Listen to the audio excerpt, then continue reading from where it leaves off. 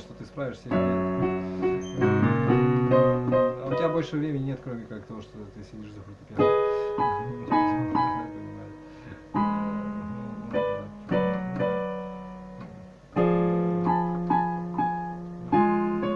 Что это? Ну что у тебя, смотри. Ну, сходил в столовую, например. Ну или там купил, еду, то есть, например, то есть, ну быт тебя, что у тебя быт может заставить делать? Это все кроется деньгами, понимаешь, может дом рабочника кого-нибудь нанять, чтобы у тебя тут это самое, да. Ну я вообще так целом.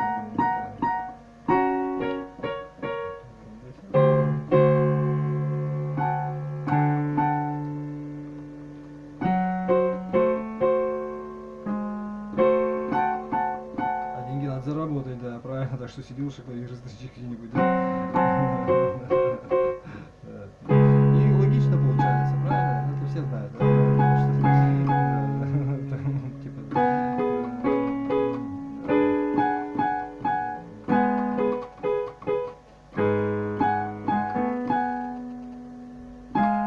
После тебя остается клавир, а то, что ты там делал, никому не интересно. То есть даже не после, а во время тебя даже.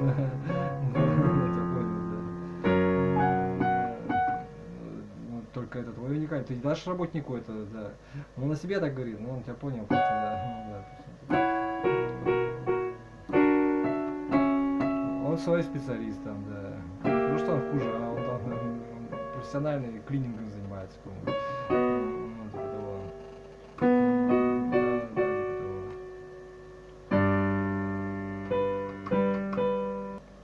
Ну, делай все сам по советской привычке, да.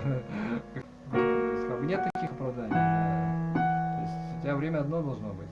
Ну, с женой ничего с женой будешь делать. Ее объяснять дело, это нормально видно, скажем,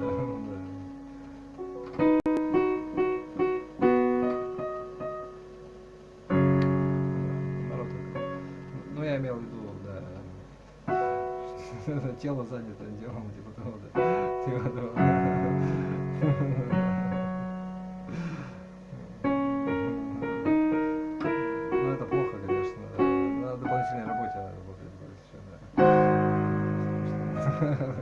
В своем жанре убийцы.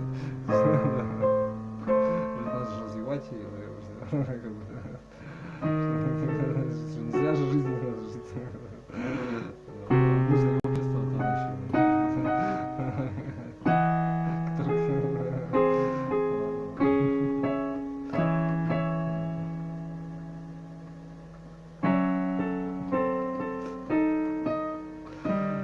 Ну так это так и есть. Женщина свобода это вред для женщины, понимаешь, что это отсутствие, ну как, ну ты когда понимаешь.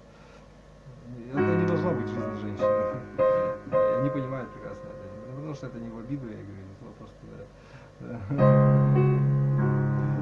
Оно и есть счастье, потому что, ну не их, конечно, а их счастье это когда бриллианты им бесплатно, да, то, что у них ноги красивые, там, или еще чего-нибудь. Вот это счастье, так счастье, да, точно. Даже не погано.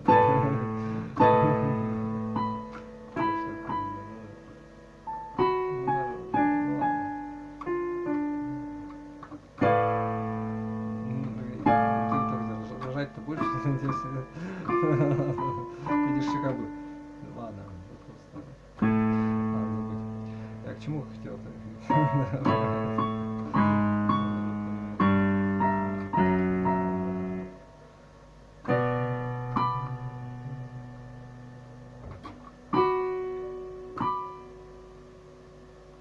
Ну, то есть, как бы, время-то у тебя одно, правильно?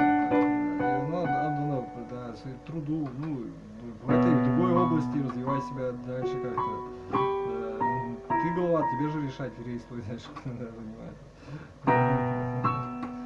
Никто тебя не заставляет, да. Ну, смотри, сам хочешь. Хорошо же, сложно.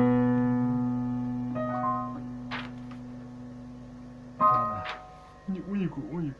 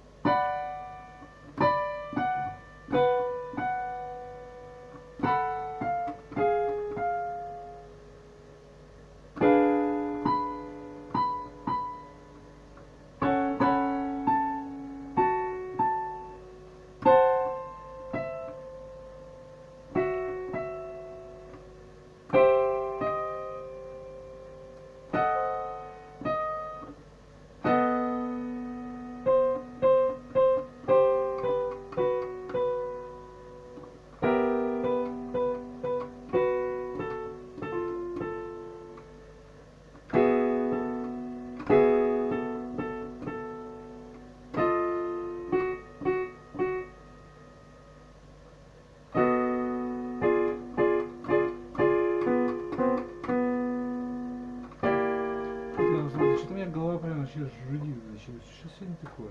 Сразу же вроде не было такого. Заспался.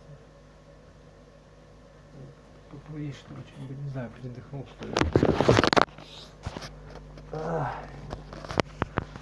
Это вечернее что ли?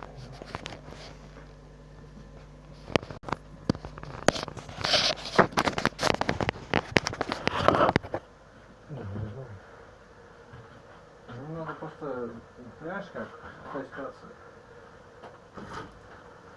Я не знаю, как другие люди. Хотя это никому не надо, может от этого голова болит, что человеку чушь несет. Это тихо тут. Тихо побыл.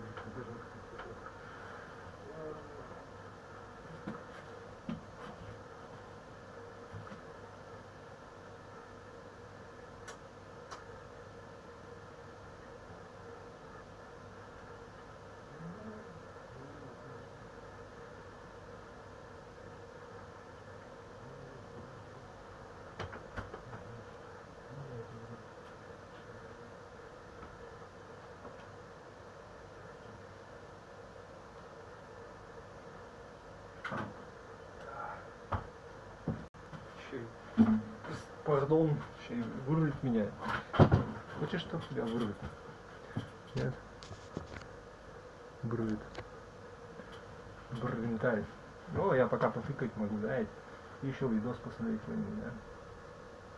Выбор макаку, которая все умеет. Блин, это лемур же. The notebook home was successfully recovered. Космический лемур. On this trip, they withstood a maximum of 38. Ну ладно, это то, что на белка и стрелка там даже не говорят про них. Ну, наверное, как бы. С одной стороны пропаганда, да, с другой стороны это. Что поделаешь?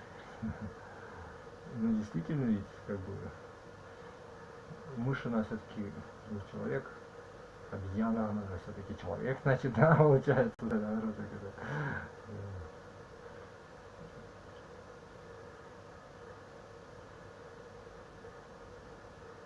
Ну что? Jeez. And reached the top Не, ну speed. просто как бы и так и сяк, то есть, с одной стороны реакция на то, что там, наверное, да, а с другой стороны, да, тоже, да, просто умалчивают, да, не постоянно. А может и нет, может и действительно так. Да. Потому что. А зачем вот все это делить? Зачем вот это все, да? Потому что деньги, корм, бесплатная еда, потому что меньше трудиться надо, больше, да, понимаете, да. Меньше думать надо, потому что. Делаешь ты что-то, да, вот тебе не надо думать. Раз таксисты устарели, все вместо них боты, понимаешь? Они начали воевать, но им никто не даст, например, да? И такое постоянно, понимает он, да. Да. Да, а тут в рамках междугородных, ты говоришь, да, понимаю, ну, понял себя. Ну да. То есть, да, и это как бы всегда так. И ты внутри понимаешь, что это правильно, ты будешь говорить так, и даже будешь воевать, просто других на войну посылать, потому что тебе на всех насрать, типа того, да. Понимаешь, да, то есть, и это нормально считается, потому что тебе, да. Потому что для тебя, вот это, то есть, да. Слишком много излишков скопилось, надо, чтобы здесь прошли садики, попали, да, понял тебя, да. Потому что ты на своей стороне, как, потому что тебе есть чем заняться, да.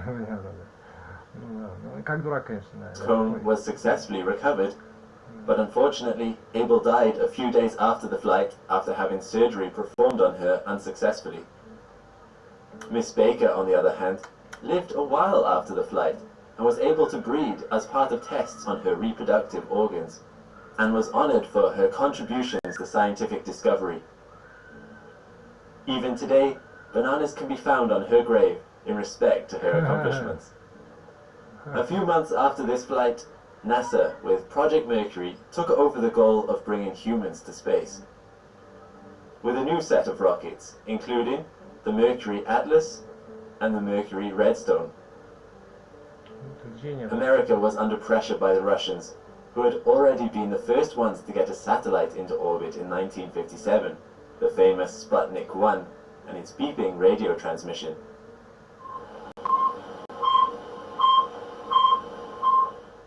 After a couple of years of testing the Mercury rockets, in 1961, NASA felt like they were ready to send a hominid, or a great ape, into space aboard a Mercury Redstone rocket.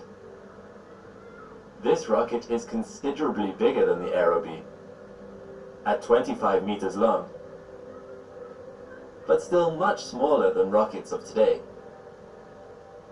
It was, however, big enough to fit a human in the capsule at the top. The Mercury Redstone rocket was only capable of suborbital flight though, meaning it would reach space but not be able to stay in orbit. The choice of candidate was important for this mission, as in this case the chimp would not just be a passenger, but would be required to perform tasks while in space. The ability to perform tasks while in the capsule would pave the way for human astronauts in the future, meaning human astronauts would not have to totally rely on automation should the rocket lose contact with the command base for whatever reason. From a pool of 40 chimpanzee candidates, Ham was eventually chosen through a series of selection processes, including selecting the healthiest chimp and the one that followed commands best. He was also picked because he was a particularly happy chimp with a good temperament. At this point, Ham was only known as number 65, as the US didn't want the bad press associated from a named chimp dying should the mission fail.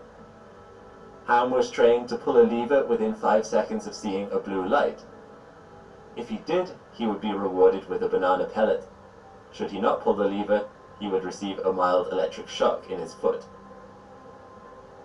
After months of preparations, Ham was ready for the flight.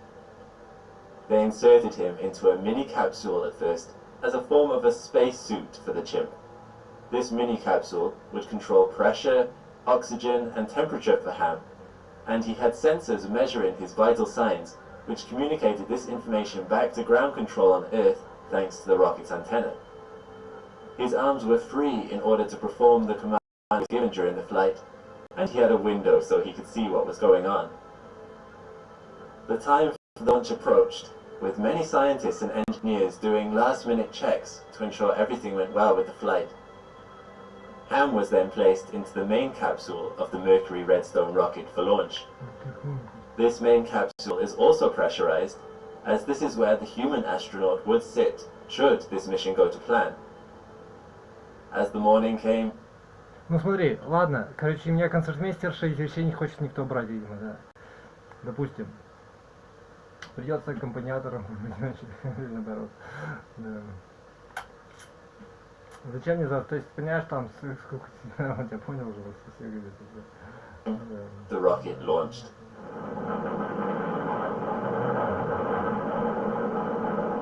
Скучно говорить.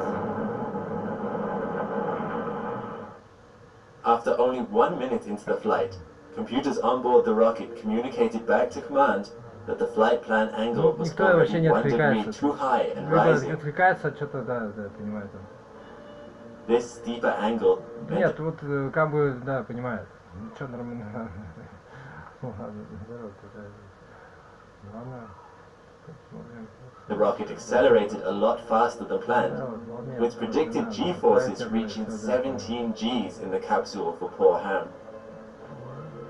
After just 2.5 minutes, the liquid oxygen for the rocket was depleted, which sent a mayday signal to То recovery. есть как это? То есть ты имеешь в виду, если тебя отправляют в Якутию, вот это навсегда. Почему как это навсегда? Что это значит? То есть там навсегда затянешь. Это, ну, это как бы ты меня... То есть ты мне вызов бросаешь, что ты... Или что это имеешь в виду, он понял тебя просто. Forces. Да, понимаю. Что я The rocket was spinning wildly, was a lot higher than expected, and had achieved higher speeds than anticipated. Ну ты, наверное, я тоже так иногда догадываюсь просто, что ты имеешь в виду, что вот я латентник, и ты на меня смотришь, ты там будешь навсегда. Ты на самом деле про себя ведь говоришь, да? Понимает, он тебя просто, да. Он тебя понял, да. Response to this, an abort signal was sent, and the capsule was ejected early from the rocket at an altitude of 250 kilometers instead of 185. This early abort meant that there were no retro rockets to slow the descent, and the capsule containing Ham hurtled back towards Earth. if this Нет, wasn't для enough, тебе все нормально. sensors reported that the main capsule was losing pressure fast, which Нет, later turned... просто де-факто, смотри, есть самолет, есть вот как бы кибитка, ты берешь кибитку, всех складываешь с вещами и засовываешь в самолет, все, и как бы ты, то есть де-факто это, следовательно говоря, просто, да, просто. Теперь что, тебе немножко денег надо там, как бы, да. Ты туда прилетишь, но ты что прилетел? Теперь тебе надо зарабатывать, наверное, да, понимаю. Там, тебе надо документы еще нужны. То есть это все как бы фрагменты только всего лишь, да. То есть это все решаемо, да. Ну, да. Может быть, даже и так тоже стоит поразмыслить, как вы там говорили, да. Ну, мы эти сами, короче, понимаете, у тебя тут, да. То есть, да, ситуации вообще разные бывают, да. Не потому что там контрабанда или что. Да. Контрабанда, ну хорошо, контрабанда.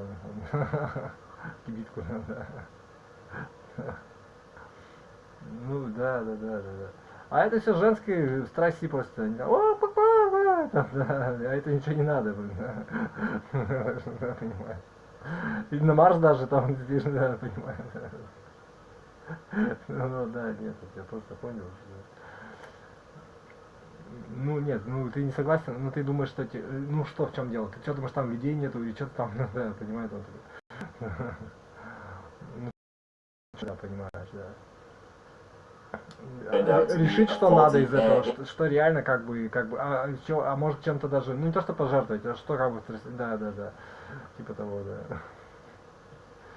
Ну, не надо, например, кучу там всего, да, скажем так. Или ты бы взял, но как бы, ну, невыгодно, да, типа того, да. Ну, это типа того, да, понимаю. Inlet snorkel valve, a pin of Нет, which... да, ты думаешь, жену, что ли, бросить? Ну, это как бы нехорошая карма, наверное, да, понял. Ну, да.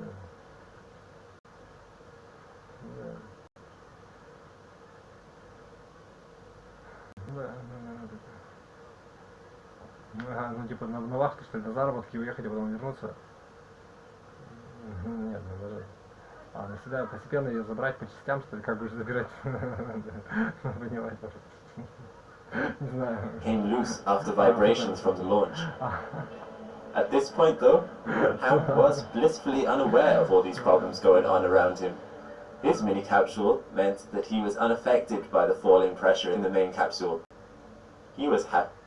What loose turned out to be as reported that the main capsule was losing pressure fast, which later turned out to be a faulty air inlet snorkel valve, a pin of which came loose after vibrations from the launch. At this point, though, Ham was blissfully unaware of all these problems going on around him. His mini capsule meant that he was unaffected by the falling pressure in the main capsule. He was happily playing the lever and lights game, only performing marginally slower than his results on Earth. As the capsule began its re-entry back into Earth's atmosphere, Ham was again subjected to higher G-forces than expected, this time 14 Gs. Because there were no retro rockets fired to slow descent, the capsule had overshot its expected landing area by 100 kilometers. The capsule's parachutes were pulled, and airbags around the base were inflated to cushion the fall and help with floating on the water's surface. Upon impact, colored dye was released into the sea to help aid recovery. It wasn't until 12 excruciating minutes had passed before the capsule sent its first recovery signal. 27 minutes after landing, a search plane finally spotted the capsule floating in the Atlantic. The US Navy rescue helicopters were sent from the nearest ship to pick up the capsule, which by the time they got there had taken in water and was quickly submerging. The impact from the landing had popped off the heat shield at the base, puncturing holes into the base of the capsule. The airbags were heavily worn, and that leaky snorkel valve from earlier was also allowing water in. By the time the capsule was rescued, it had taken in roughly 360 kilograms of water on board. After a 3-hour recovery, the capsule and its precious cargo were airlifted to the nearest Navy ship, where NASA scientists waited on hand to see the fate of Ham. A lot had gone wrong with this mission, but was he still alive after all of that? And if so, what state was he in? Scientists and Navy personnel worked quickly to get him out. Больной просто, больной, все больной. The cover came off and Ham was fine. He had done it, and he was safe and well, still his happy self.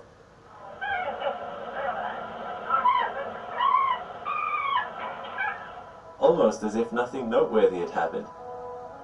He survived everything relatively unscathed. His only injury was a bruised nose. Ham retired from spacefaring shortly thereafter and lived a good 20 years after his voyage in a number of zoos. He passed away in 1983. His skeleton was sent to the US National Museum of Health and Medicine. His other remains buried and honored by the International Space Hall of Fame in New Mexico.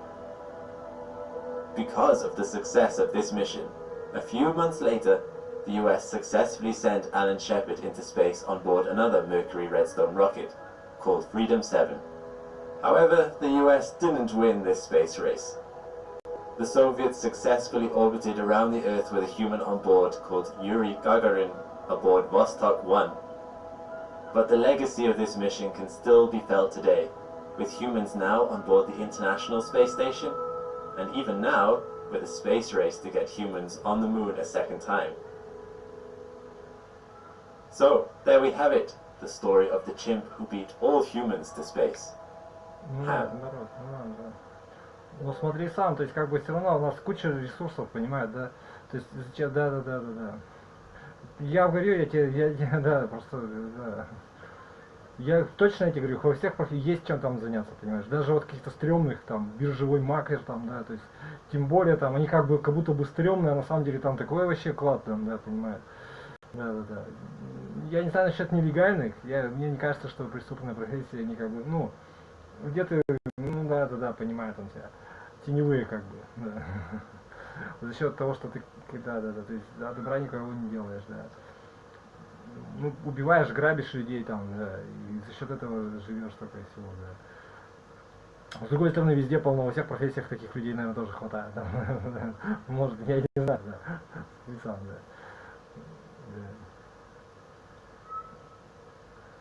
Ну да. Вот марихуану курят, например, да, то есть легально сейчас это, когда-то это было нелегально.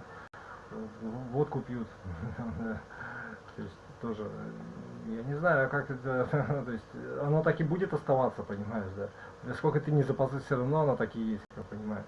Там нужны мужики, которые будут, ну, то есть, как бы, пахать, работать, короче, понимаешь, да. Чё, да.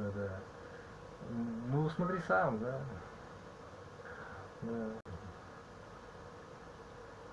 Ну да. Развлечения, отвлечения, там, смотри, думай. Ну это не всех туда понесет, понимаешь, там. Да, понял. Нет, если ты за деньгами просто там идешь, то ты оттуда выйдешь так же, наверное. Не твоя область, так сказать, да. Тусовь тусня, а ты понятно, да. Да.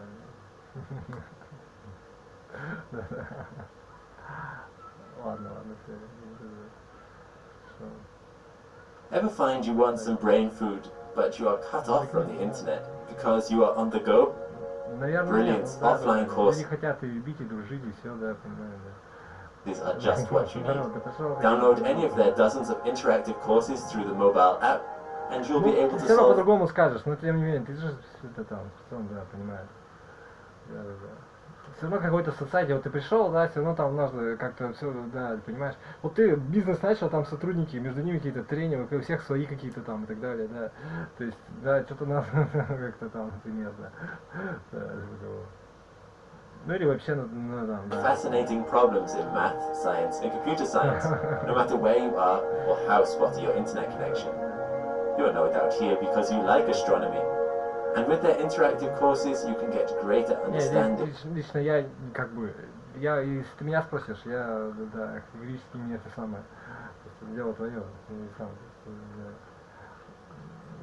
Злобный гонитель. Ну, неважно. А почему? Посмотри, а почему как алкоголь стал легальным? Почему? Да, то есть это же не просто так. Вот это не стало легальным, да? Да, марихуана, да, да, понимаю. Не везде, по крайней мере, да. Понял. Ну ладно. Спасибо. For the size Это of про the меня. universe, the life cycle of stars, and worlds beyond Earth. So, if you want to support Astrum and get unlimited access to all of Brilliant's in-depth math and science courses, you can head over to brilliant.org/Astrum to get 20% off their annual premium subscription. Thanks for watching. If you want more Astrum, be sure to subscribe for more. A big thank you.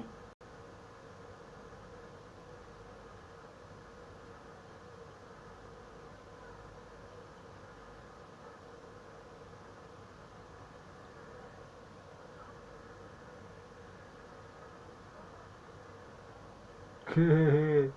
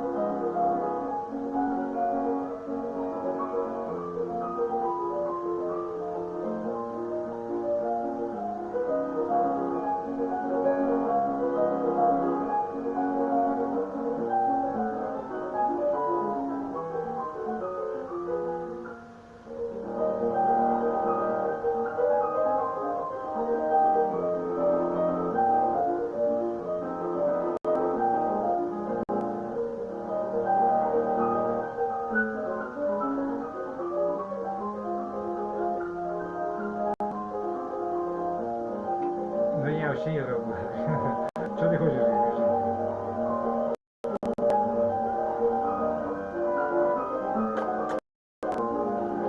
Просто, ну что, 2 раза. 2 раза.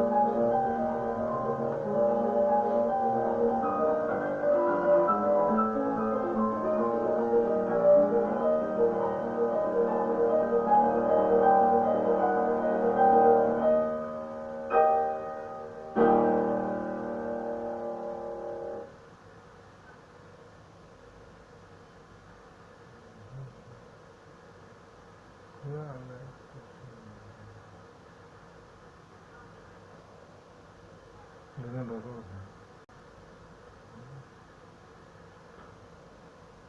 Наоборот.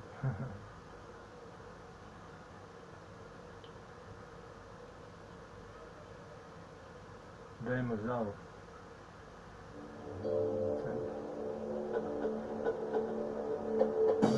Welcome back to Science Click. Today, time dilation. Time is an essential concept for describing our world. The passing of time allows us to quantify the evolution and the movement of objects. At first glance, one might think that time is absolute, with a single clock for the whole universe. At the beginning of the 20th century, a discovery drastically rocked our previous understanding: relativity.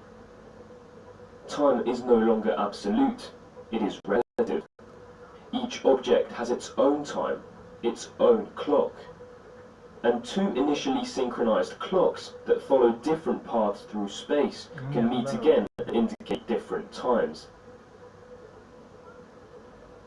In 1971, an experiment was carried out using atomic clocks aboard 2 aeroplanes.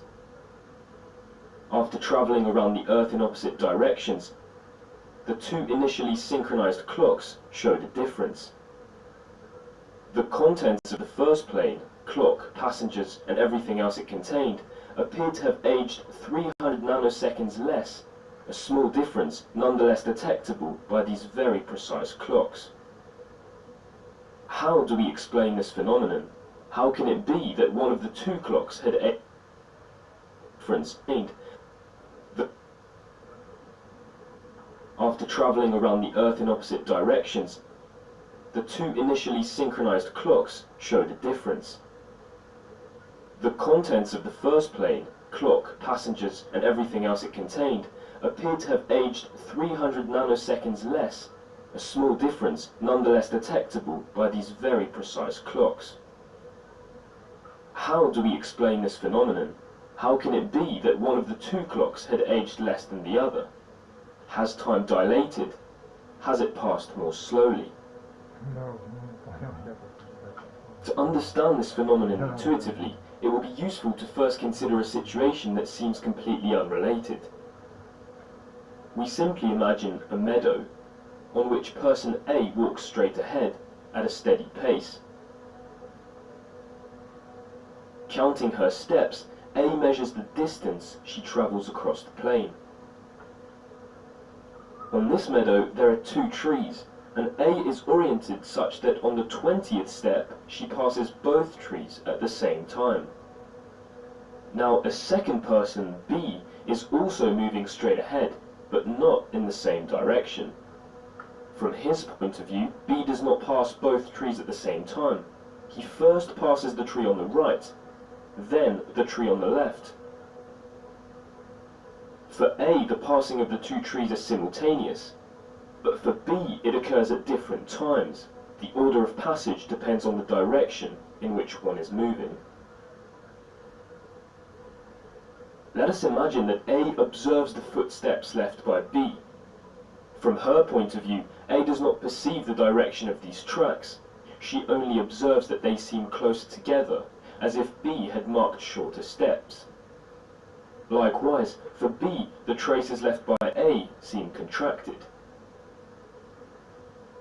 In reality, A and B walk at the same pace. The tracks are identically spaced. It is just a question of perspective due to different orientations. Finally, imagine that A and B walk in the same direction, but that this time the ground is not flat. B has to walk across a hill. Again, for A, the tracks left by B appear to be contracted, as if they were shorter. And once again, it is just a question of perspective. The steps are equally spaced, but they are oriented differently along the slope of the hill, and thus for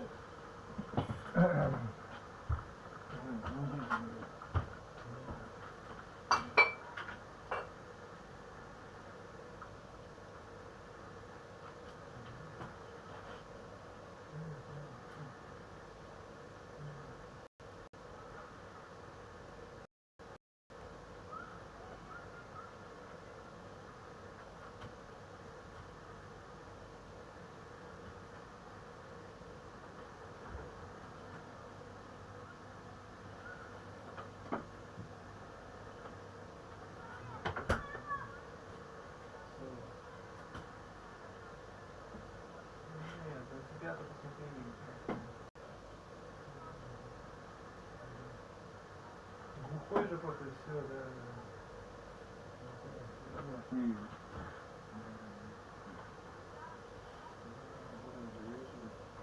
Ну да, ты же не слышишь, что ты играешь еще.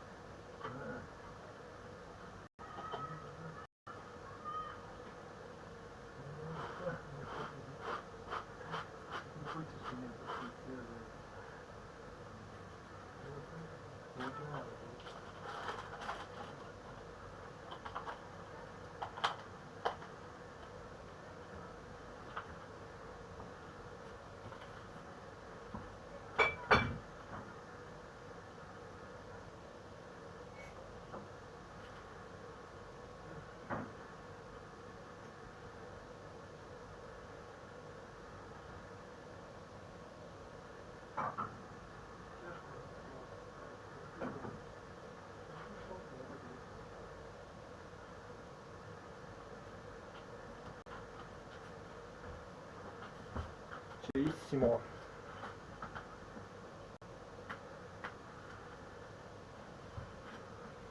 Что ты не видишь? Что ты не видишь? Ты видишь что? Кто? they seem shorter. To sum up, when two people compare their footsteps, they can observe shorter steps appearing to be contracted, either if the directions are different or if the surface is curved. This contraction is, however, only an effect of perspective. In reality, the two individuals always walk at the same pace.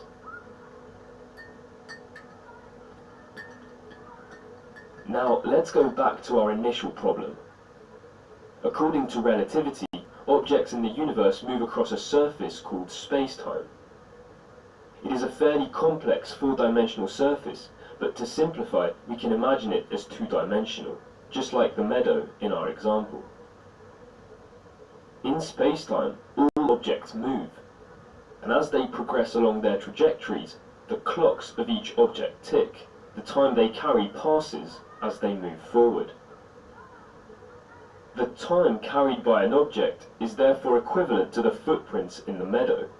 The seconds that pass on our clocks measure the distance we travel through space-time. It is very important to understand that all objects, whether it is a human, an apple, a star or an atom, all move at the same rate. Within 1 second, they always travel the same distance, about 300,000 kilometers, through space-time, but not all in the same direction. Each observer carries two axes, one they call time, tangent to their trajectory, and along which their clock ticks, and another axis perpendicular to time, which they call space. An object that moves in the same direction as us seems to be stationary. The object is still moving through space-time, but on the axis we call space, it does not change position. Conversely, if the object moves along a direction different from ours, it appears to us to be in motion. Its position varies on the axis we call space. This is called speed. The speed between two objects is the angle between their trajectories.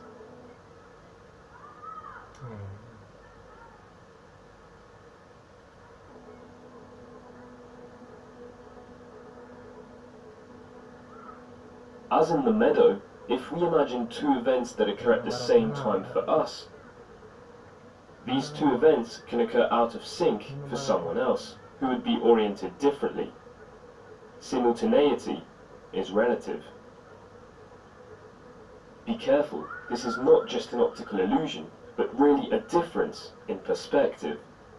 The two observers have different definitions of what they call time and space. Their axes are not the same, hence these different perceptions.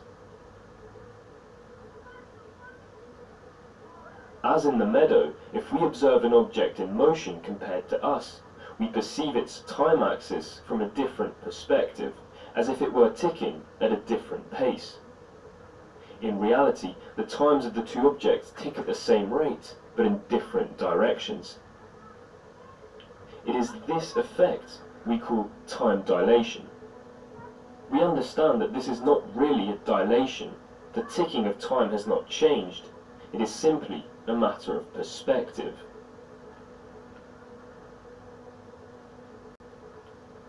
Imagine a set of twins that is separated, with one remaining on Earth and the other making a round trip at high speed through space. Since the paths don't have the same length through space-time, at their reunion, the twins are no longer the same age.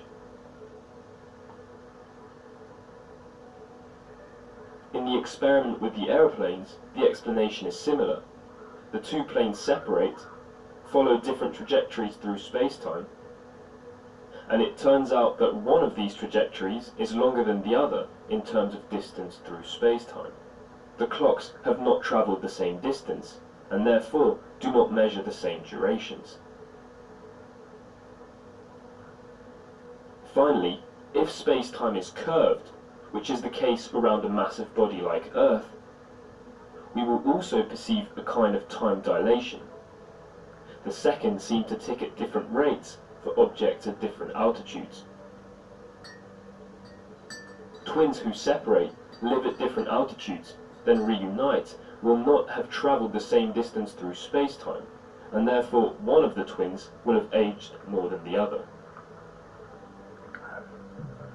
In the extreme situation in which the slope would be vertical, an object moving there would seem frozen in time from the outside, a situation analogous to the horizon of a black hole.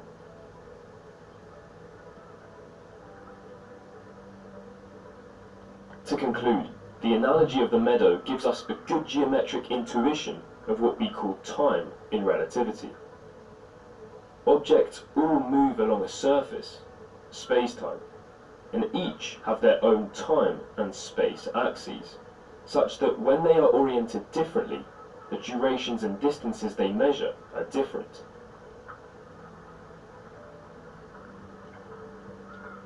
The analogy, however, has its limits. It is not perfectly equivalent to relativity. In particular, in the meadow the footprints appear to be contracted, while in relativity the time of a moving object seems to be dilated. Another difference, in the plane it is possible to turn around, you can go back on your steps, but in space-time, even though objects can accelerate as much as they want, change direction, their trajectories are restricted within a cone. The peculiar geometry of space-time prevents them from turning backwards. In this weird geometry, the Pythagorean theorem no longer holds. This trajectory is shorter than this one. And there is a kind of speed limit, the speed of light. We call this Lorentzian geometry.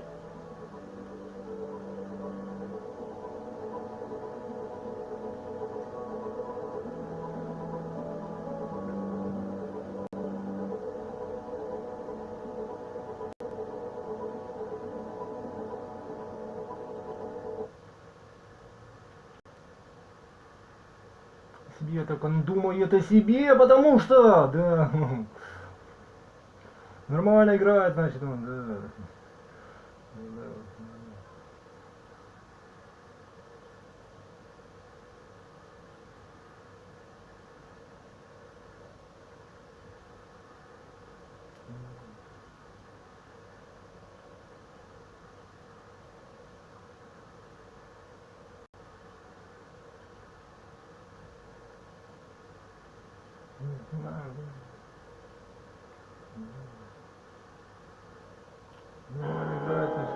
Да, играет он нормально, значит играет, она играет нормально, значит, да.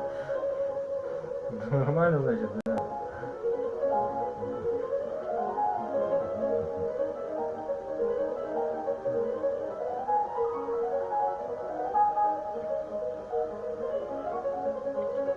Он о себе так думает, просто о себе он так думает.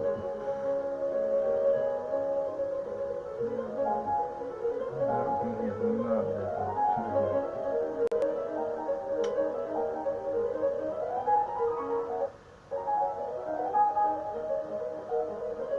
Нормально играть надо, играй ему, все, да. Вот это и пацан.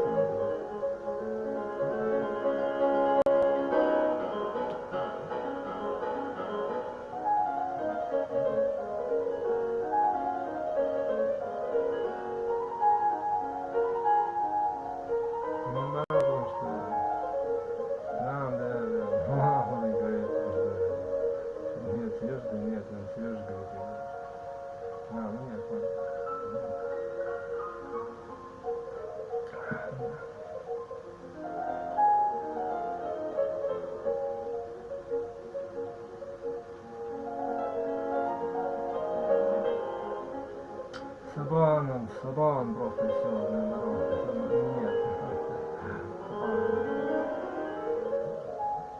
Да, нет, наоборот, значит слабый просто все. Вот это все. Слабый.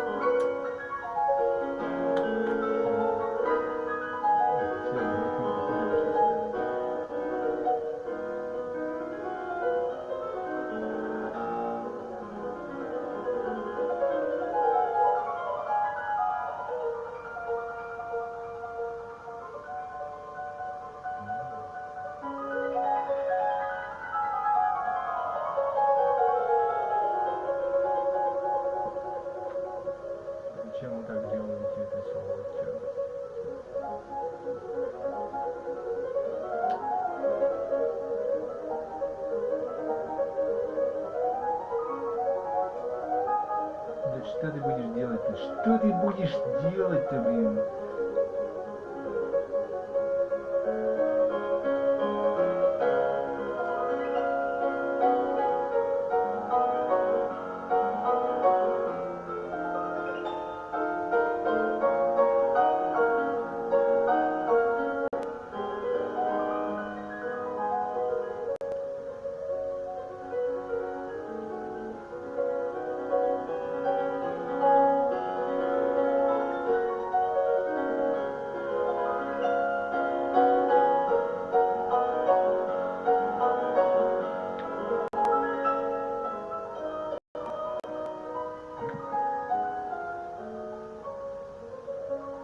Нет, ну ладно, да.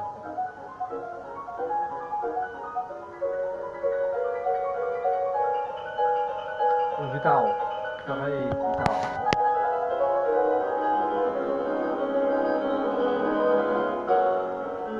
Будире. Будирайтесь.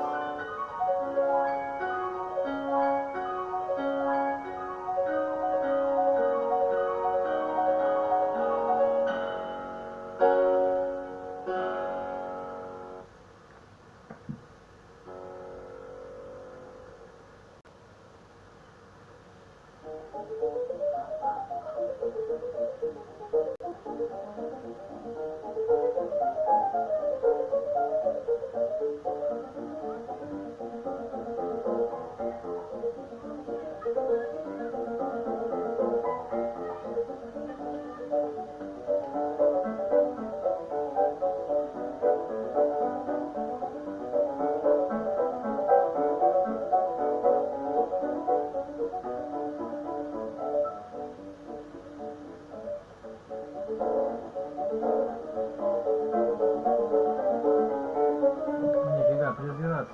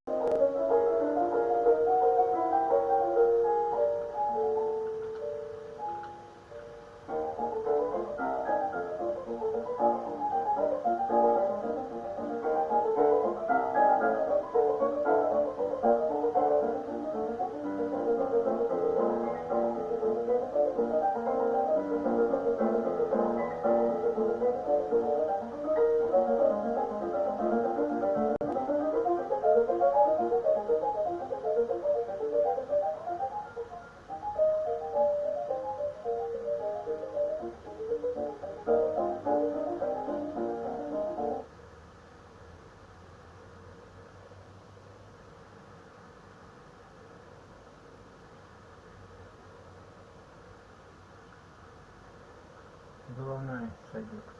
Сантист.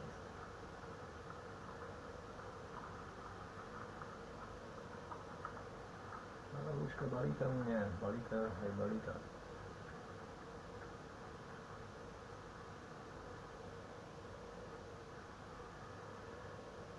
С восклицательным знаком вот так вот, да нет, наоборот.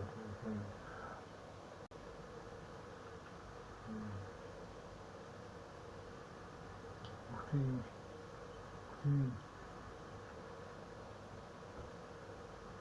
Ух ты. Отвечает, смотри.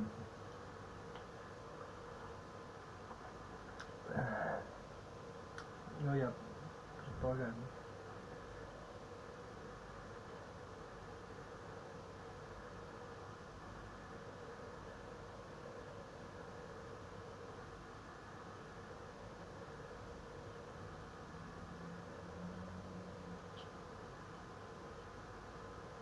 Ну нет, ну вот нет, наоборот. Ну спасибо. Понял.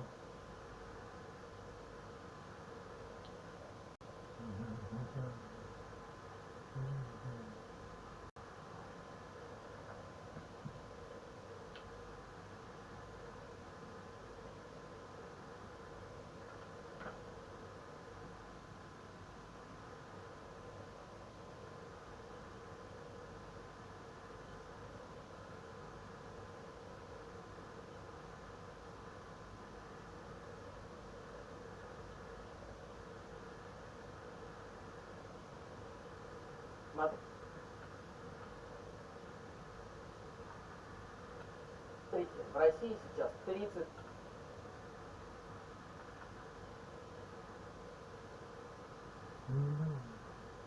Ну нет, на себя так.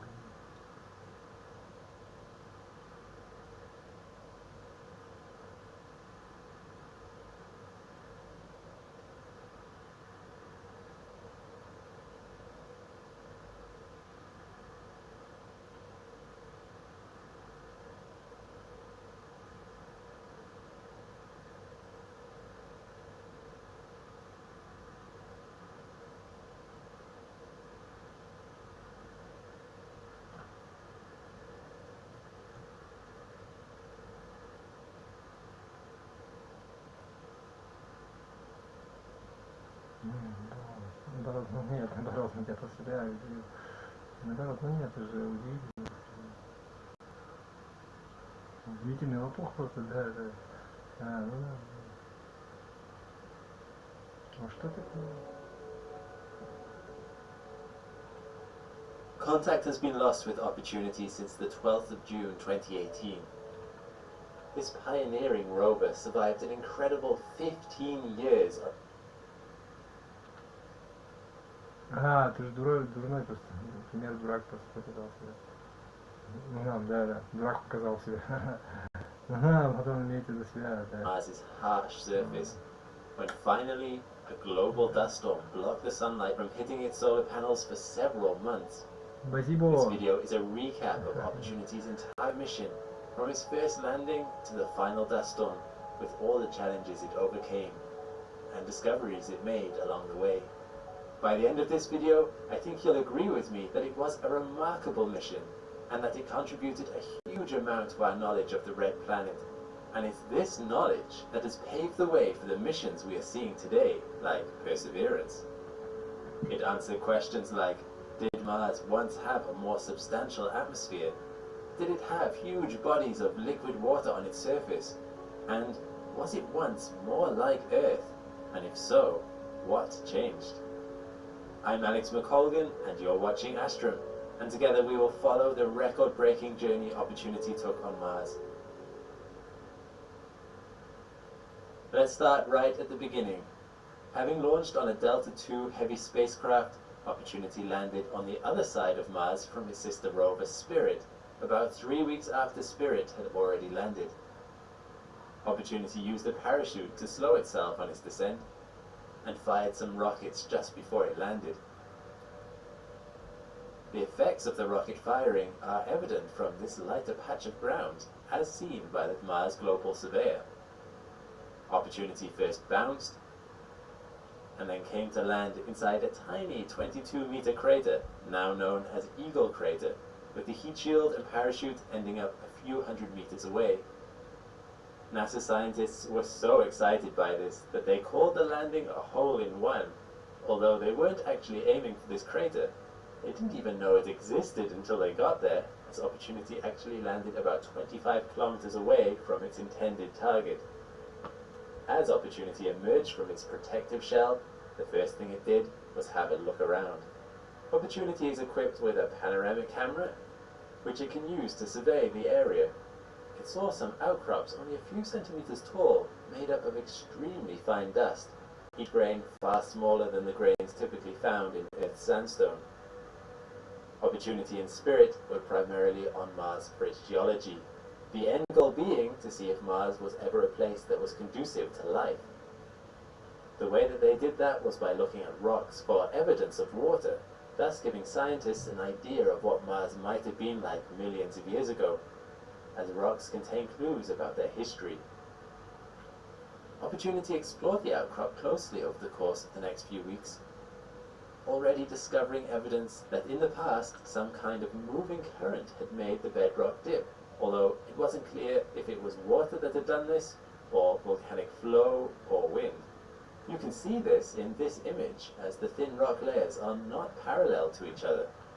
On Sol 30, or Opportunity's 30th Martian day on its surface, it got close to the outcrop and used its rock abrasion tool to drill into a section of the rock face. As it did so, it found something known to geologists as vugs, or voids in the rock, the result of crystals having been eroded away. The rock also contained hydroxide ions, meaning water was likely present when the rock formed. Next up for opportunity was to dig a trench in the soil for further analysis. It did this by digging its front wheels into the soil, while the back 4 wheels held it in place. Да, вот After это some это shuffling about for 22 minutes, it had made the trench 50 centimeters long and 10 centimeters deep. Under the top layer of soil were some things it had not seen before, including shiny little pebbles and grains, so small this microscopic image can't even distinguish.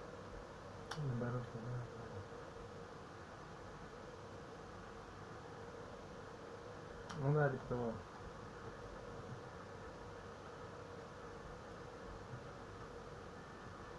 Ну наоборот, да наоборот.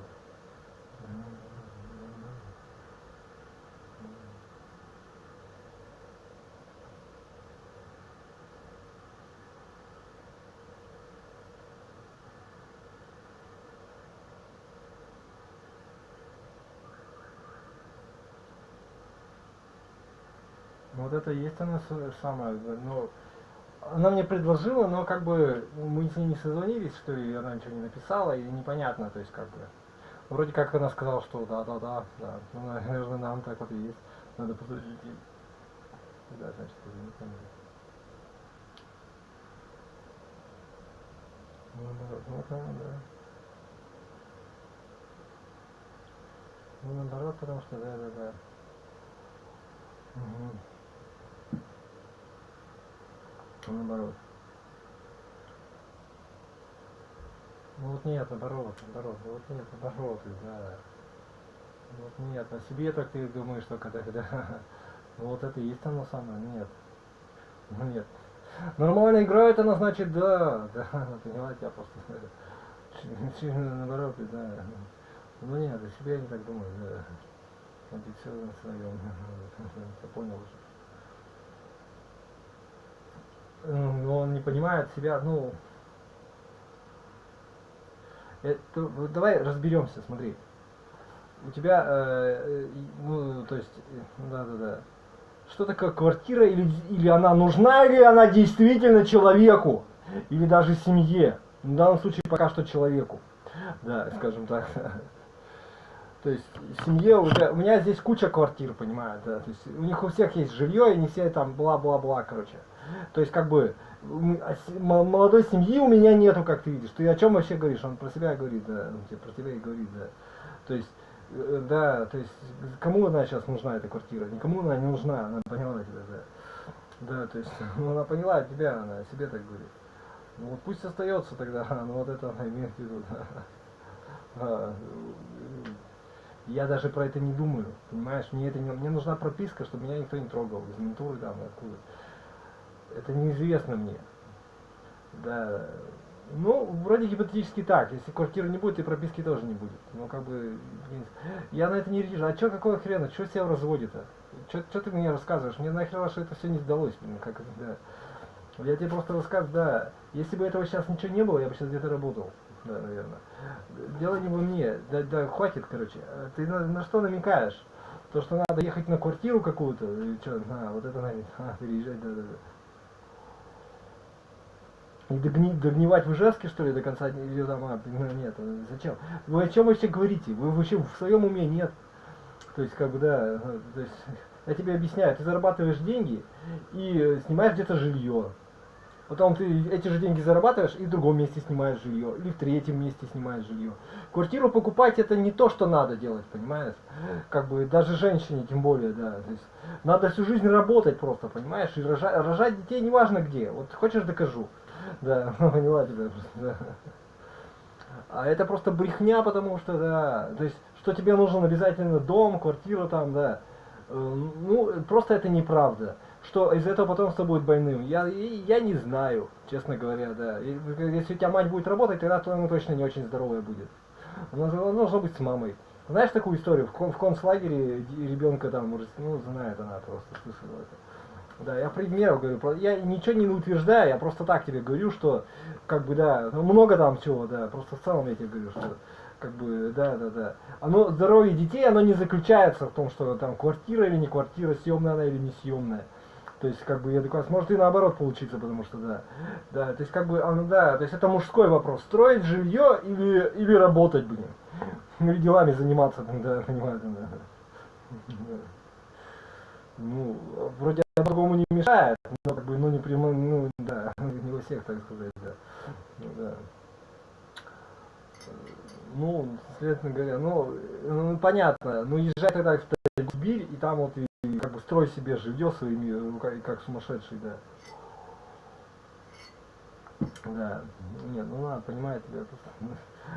Ну она понимает просто тебя, да. Ну, вот нам они, тебе так и говорят. Ну нет, вот ты не из тех, это как бы какие-то отсидевшие алкаши ты имеешь в виду, да, которые, они такие уезжают там, ты подальше, которые всех людей, где их никто не знает. Это не про меня, и, да, понимает он тебя просто. Или какие-то больные люди там, да. Ну, у меня просто опыта работы нету, понимаешь, да? То есть, да. Ну, нет, это у меня все нормально, у меня диагнозов нет, судимости нет, что-то какие-то зависимости нету. И проблем у меня не было с этим тоже. То есть, ну, это по детству мало ли что там, кожу себе на руках рызу в детстве, что теперь поделаешь. Мало ли, да, понимает она. Ну, нет, ну, понимаешь, ну, откосил от армии когда-то, да, ты про это что ли говоришь, ограниченно Гудин, да, понимает, он про себя кто-то говорил, да. Нет, у меня нет причины ни от кого скрываться там и так далее, я могу здесь работать, но мне здесь нету работы пианистической, ты тупой что ли, блин, да, я понял, да, он о себе так же говорит, потому что, да, ну вот нет, ну вот она, понимаете, да. Да, то есть по моим целям, вот у меня план такой, мне надо быть пианистом. Объясняю я тебе, расшифровку для долбоящера полного, я тебе еще раз объясню, да, что, да, классическим пианистом, да, просто, но если, ну, понимает он тебя, это уже, ну, как бы, коли не получается пока, у тебя такого допуска вроде как нету, можно там где-то прийти куда-нибудь, вот так вот, какой-нибудь рок-н-ролл поиграть с кем-нибудь за деньги. То есть, нет, это как бы, ты как думаешь? Такое есть, но не у нас в городе, ты хочешь сказать. Вот и все, то, что ты имеешь в виду, да. Да. То есть, ну да, ты мне свой репертуар, то есть вы играете на свадьбах, на похоронах, там, не знаю где. Ты мне показываешь репертуар, я его снимаю там за неделю, за ночь учу, за две. И мы с тобой как бы играем. Это уже не проблема, я сначала буду так играть, а потом буду вот так играть, потом это уже мое дело. Понимаешь, как теоретика, пианиста, там, как бы, да. Подпевать тебе или меня не касается, я просто тебе объясняю, блин, да. Мне, да. Здесь такого нету просто, да, понимаю этого. Да. Или, да, она поняла тебя просто, да. Вот мне, да, вот и все, собственно. Я поэтому отсюда и уезжаю, а не потому что у меня здесь какие-то проблемы. Да. То, что родственники здесь, это их дело. Родственники отдельно. Они как бы и сначала было отдельно, и сейчас у них здесь все отдельно. То есть ты про это что ли говоришь, что да. То есть, да, ну понятно, да. Ну да, вот прописка. Вот то, что меня держит как бы связь с родственниками, это прописка, понимаешь, да? То есть как бы, да. И то, что они меня подкармливают, но это просто потому что, ну, они так сделали, что я, как бы, так получилось, что я, ну, как сказать, ни в обществе не зацепился ни за что нормально. Так получилось, да. То есть, как бы, это тут уже саму надо выплывать, как бы, да, типа того. А у меня амбиция, я не хочу просто зацепиться вот так вот, да, а я хочу что-то сделать, понимаешь, да, прожить какую-то жизнь какую-то нормальную. С отцом, который шизофреник, там, она в разводе с матерью, там, ну, не в обиду просто, как бы, да, то есть у отца там вот проблемы были реальные. Я его сын, тоже можно догадаться, что у меня, как бы, ну, у меня ничего нету нормального, как бы, да, про себя и говорит, ну, наоборот, да. Ну, не знаю я, его никто не заставлял быть шизофреником, вот до 30 лет дожил, там, и все, и у него, там, да, начал стекла бить ногами, что-то куда-то, вены себе резать, ну, пить должен, пить до позеленения начал, что-то там, да. То есть никто его не заставил, там, ашаитские книги свои куда-то там начал, это самое, да. Да. Ну, как бы, да, не знаю. Ну, это катализатор, алкоголь просто катализатор, да. Беспредела, который там, да, он же такой шиит-панк там, да. Меня это не касается, да, то есть жить ему было как бы незачем. Бизнес у него так, просто деньги зарабатывал, а настоящее у него было. Ну, там ничего не получилось, не знаю я. Короче, меня не касается, меня там, да, понимаете, да. Вот, то есть это то, что ты, если ты вот про себя что-то там говоришь, да, понимаешь, да, да, да.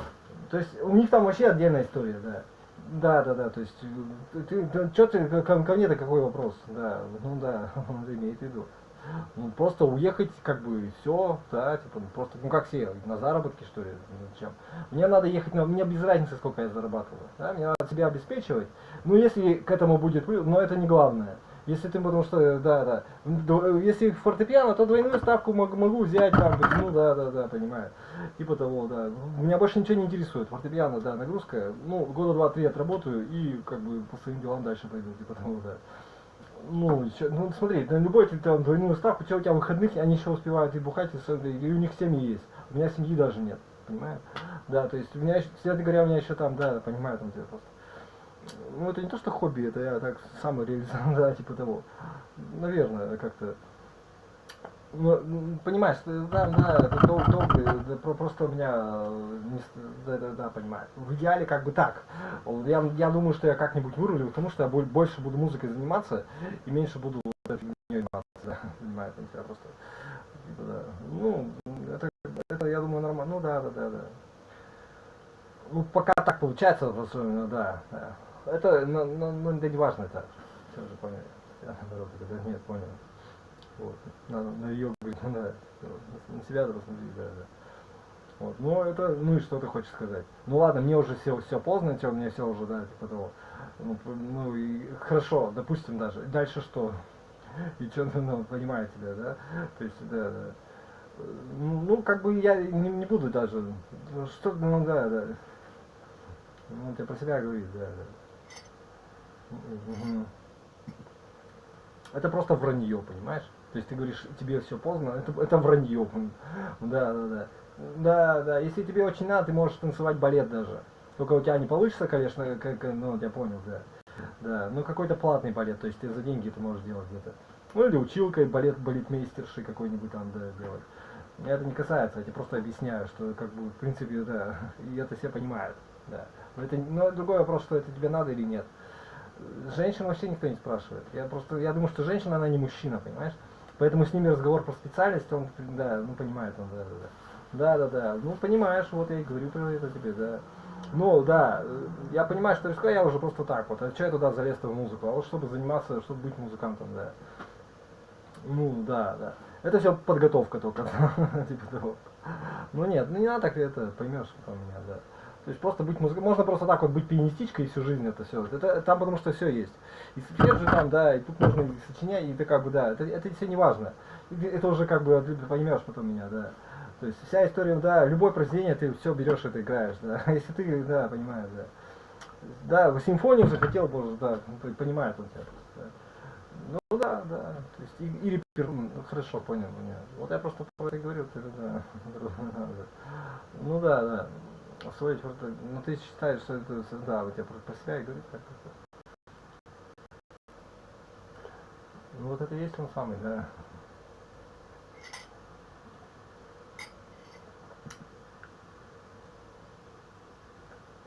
Ну, остальное все как бы от либитум, то есть остальное все как я бы рад от этого улизнуть, как бы, да, типа того. Ну, да. Ну это везде так такого, типа полно. И даже ты такой в Москву приедешь пианистом, там тоже будет дофига такого чего-то, да, типа того, да. Чтобы этого было меньше, надо быть профессионалом, да, понимает он тебя. То есть, да, да, да. Типа того. Ну да. Думай сам, да, да, да, понимает. Да. Ну нет, ну да.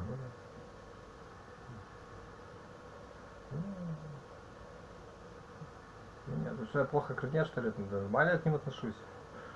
Я после себя и говорил. Ну да. Ну это да, да. Ну да, видите, ну,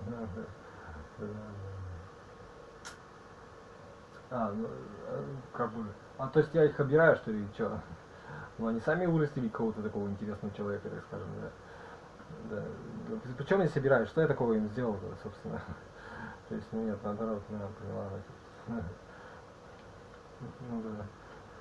Ну, не знаю, как бы что ты лучше можешь сделать для родни, кроме как быть самим собой, ну, то есть реализованным в данном случае. Или женщина, которая не реализована вообще никак, да.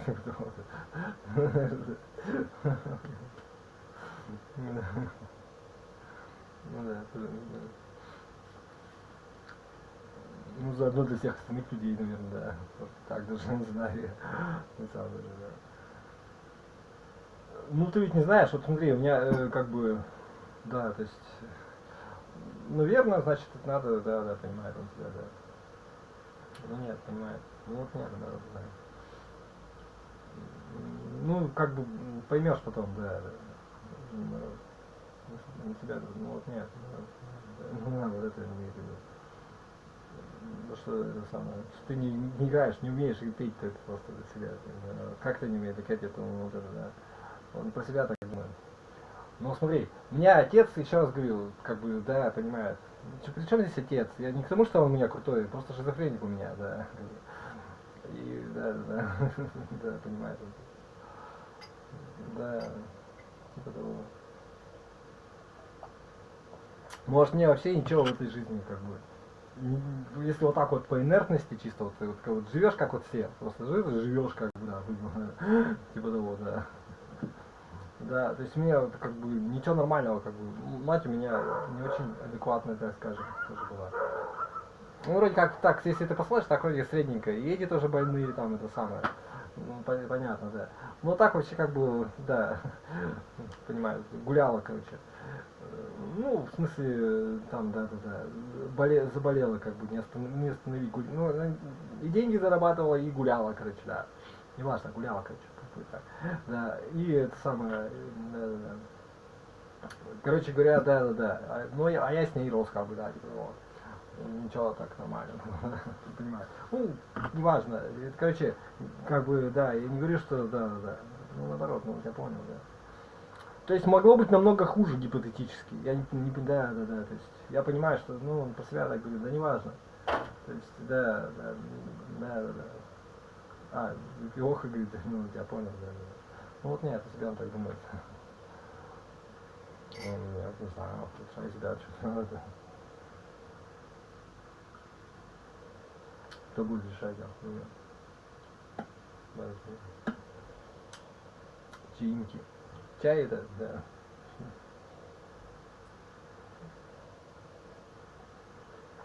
Ну нет, понял. Нет. А, что попало, пишешь? Как это что попало? Да, я понял.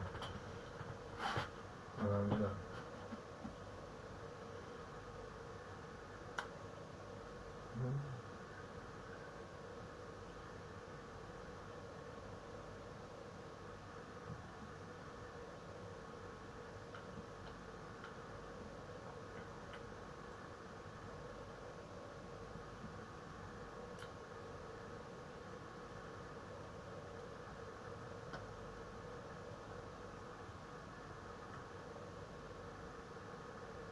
Ну, наоборот, да. Ну, да, имеется в виду. Ну, смотри, я теоретик, да, то есть занимаюсь пианино постоянно, не пью, не курю, то есть, ну типа, время у меня, хоть там, да, понимаю, там, отец, да. То есть, и собираюсь еще дальше, то есть, как бы я для этого и устраиваюсь, чтобы заниматься, да, не понимаю тебя просто, да. Ну, чтобы, как бы, да, чтобы, вот, да, о том, что тебе надо, как бы, да, заниматься, да, поняла, да. Да, и все, да, подвинуты, да, понимаете, да.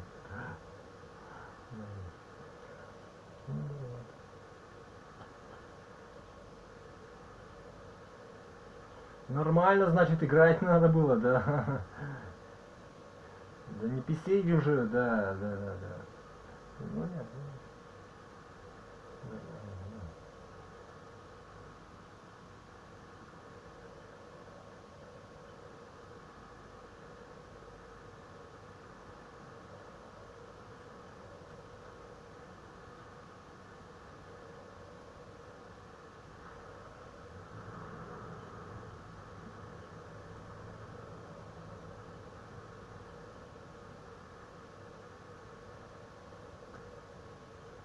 Наоборот, ну наоборот, видно, да, да, кстати, оказывается, нет, наоборот.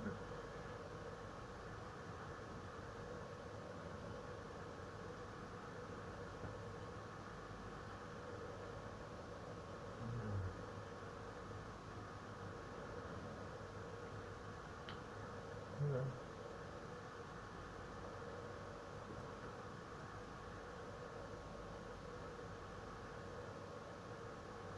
Наоборот.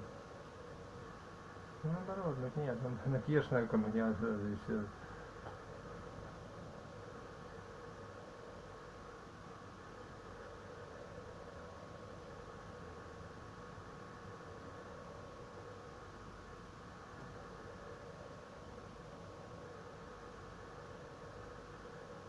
Наоборот, наоборот, наоборот.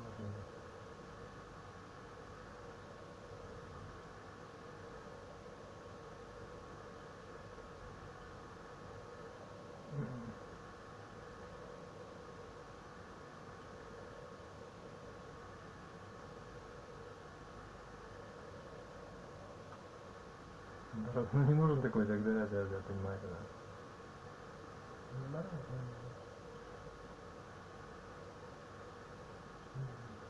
наоборот.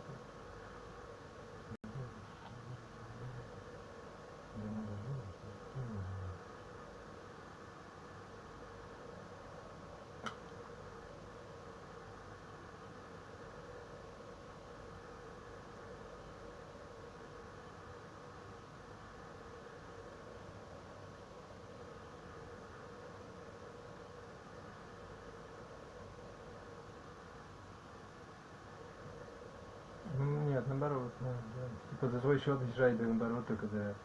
Да. Да.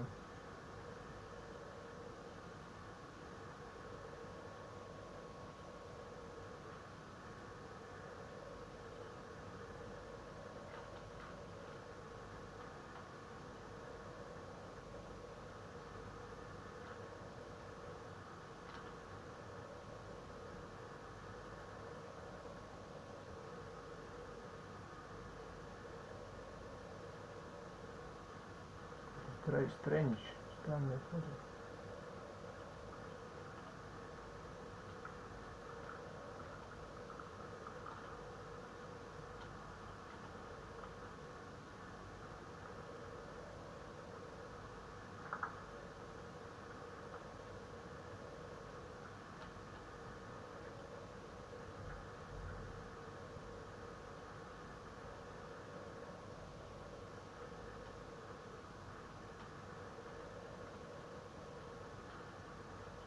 Ну нет, ну нет, ну нет.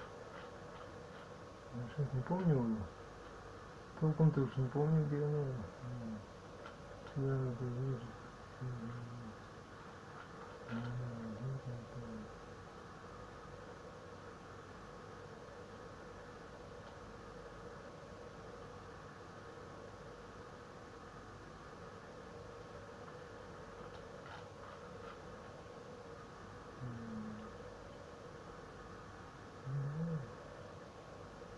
Ну, наоборот, типа этого, да. Ну, наоборот. Ну, наоборот, да.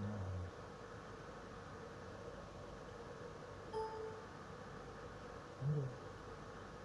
Да, наоборот.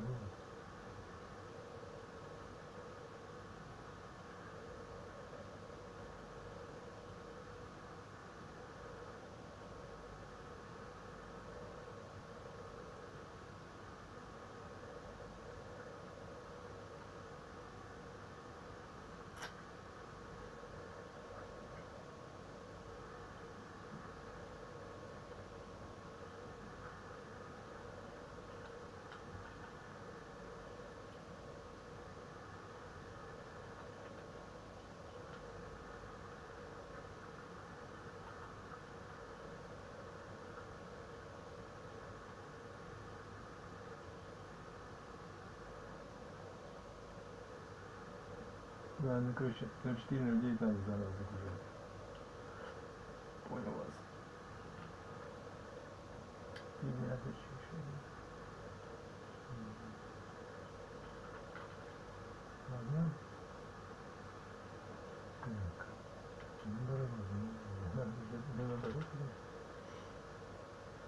себе так думаю, тоже, да. Ну, ладно, ну, про меня так плохо себе говорю. Ну, ну, я специально иногда так говорю, да. Чтобы, ну, и ладно, или слишком хорошо я себе говорю, да. Да.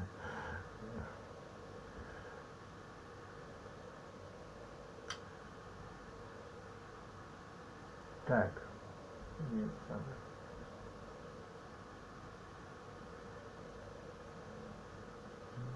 Ну что, не нужен ты или нет, да, вот я понял, не нужен, да, на это имеет в виду. А им нужно коров доить там все. А, ну нет, наоборот. Вот это есть. А, ну вот это и было, да.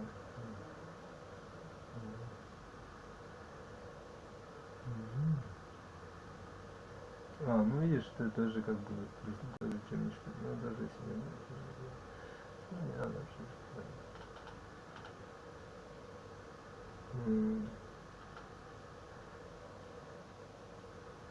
Наоборот, значит, да. Вот нам, да. Наоборот.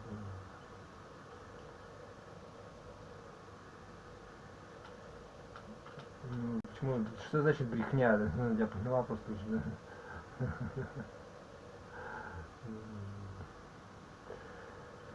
Ну да, да, бедные лица, наоборот.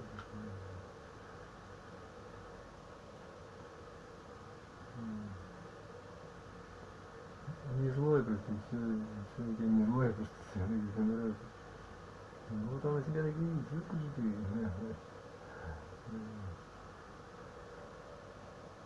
Я бы не сказал так уж.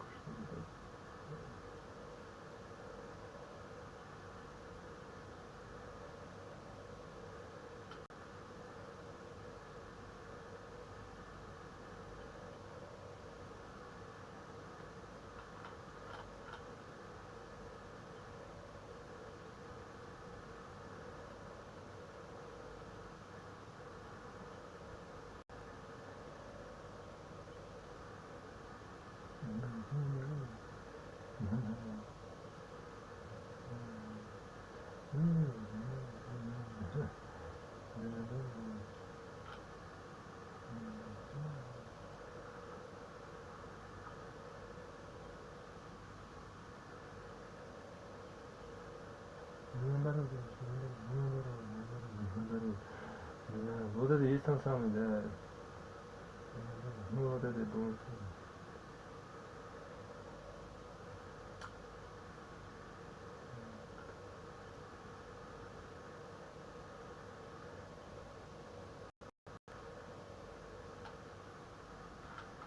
Не трогает меня это, да, ну понимаете, вот это было. Да, да.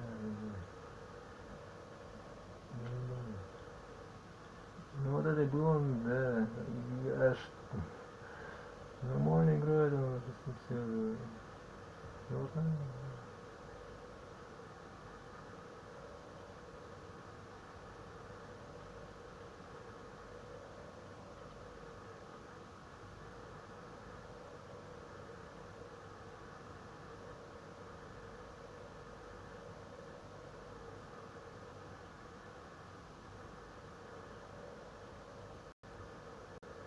ну вот нет, наоборот, ну вот надо, да.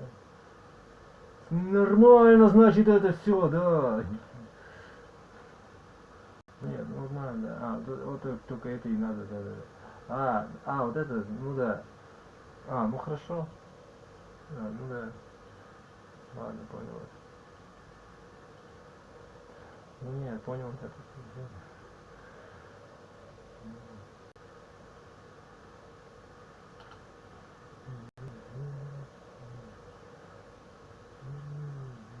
Надо писать этого было просто и все. Выслать документы еще, да. Ну, вот это есть на самом деле. Прям все документы выслать, наоборот, это. Да наоборот, документы.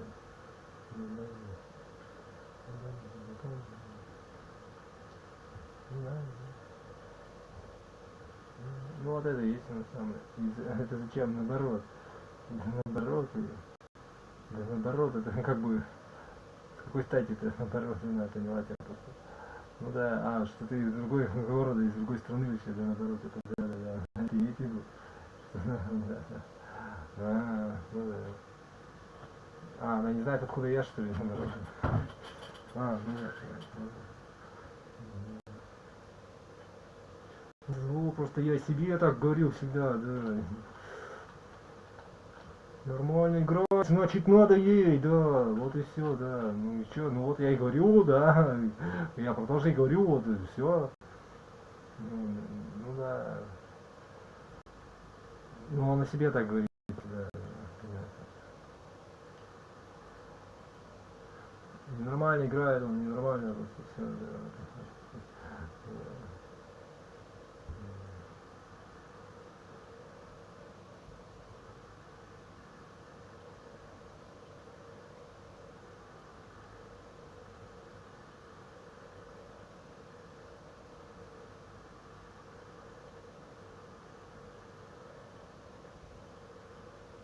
Нормально как раз, да. Специально меня подводит тут под эти штучки. Ворота, когда...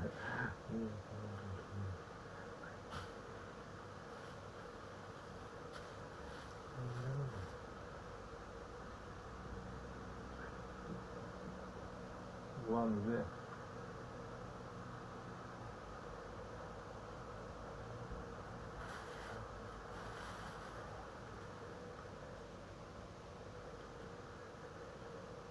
Модельные авточехлы, что это? Это неправильно. Ладно. Не знаю. Ветер там, ветер.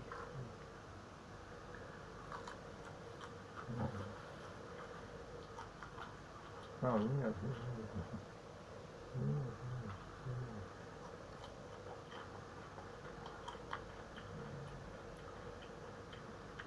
Ну, да, зачем? Я ничего хорошего никому не хотел сказать, не понял, да. Ну да. Да. Ты думаешь, да? Я уже один заскучился уже.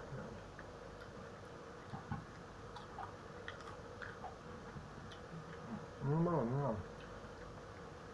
Бормотать в одно за привычка. Лучше надо не знаю.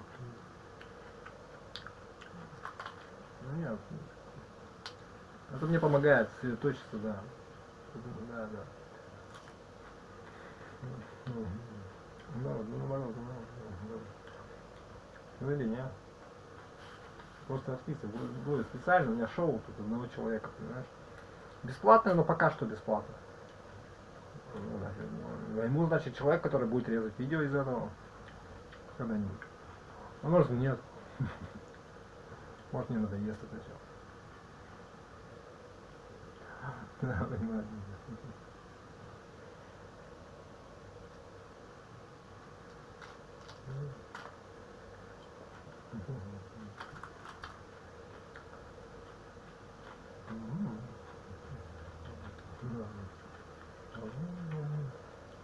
Так что я сказал, что все.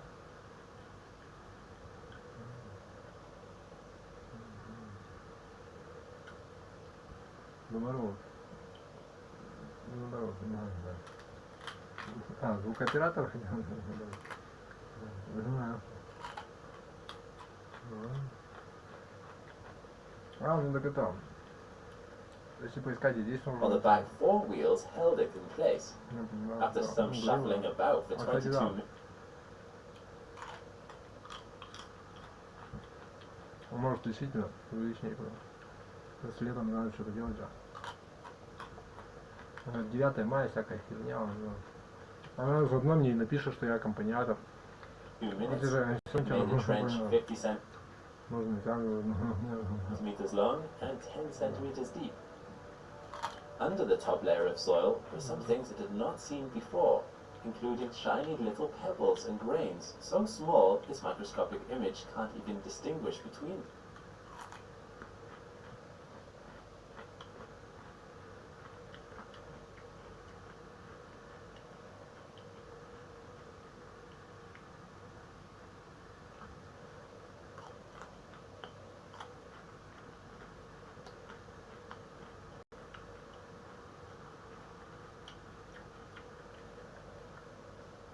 Ну, домой ехать и все, да.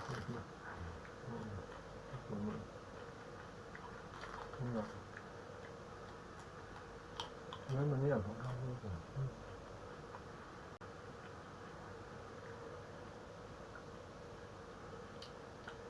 Ну нет, вот она имела в виду, типа это да. Зачем, с какой целью? Для чего? Ну да, понимаете? Ну да, да. В смысле, что я ничтожество или что ты имеешь в виду, да, я понял. Ну да. Ну да.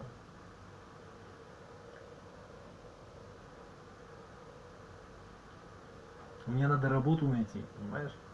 А это уже не имеет значения, то есть как бы вообще в идеале как бы надо, понимаешь, да. Что ты видишь, ну ладно, то есть, ну да нормально, то что уже сложно говорить, да. А что тут, не, ну ладно, в чем смысл? Ну, не морально, что не морально здесь? Не морально без работы, что не, да. Я не знаю, так получилось, что это. За дня тебе помогает, следовательно говоря. Оставаться сюда, понимаешь, бля. Да, бля. Ну, да. Я не знаю, как бы, да, понимаю. Да. Да.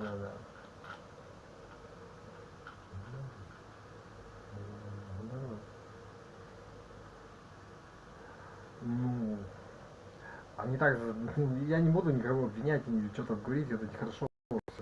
Да. Они сами меня вылепили такого. Чё, не знаю. Я просто пользуюсь этим для того, чтобы пройти по своим делам, по своим целям. Если я буду им пользоваться, это будет просто более долгий путь. Да. Нет, ну это ты говоришь, что сегодня говорят, ты пойдешь работать, как бы, да, хер знает кем. Значит, не так, как ты планировал. А я, да, а я скажу, все равно так оно и будет, понял? Ну вот надо, это о себе так говорит, да. Я тебе скажу, от тебя все зависит, блин.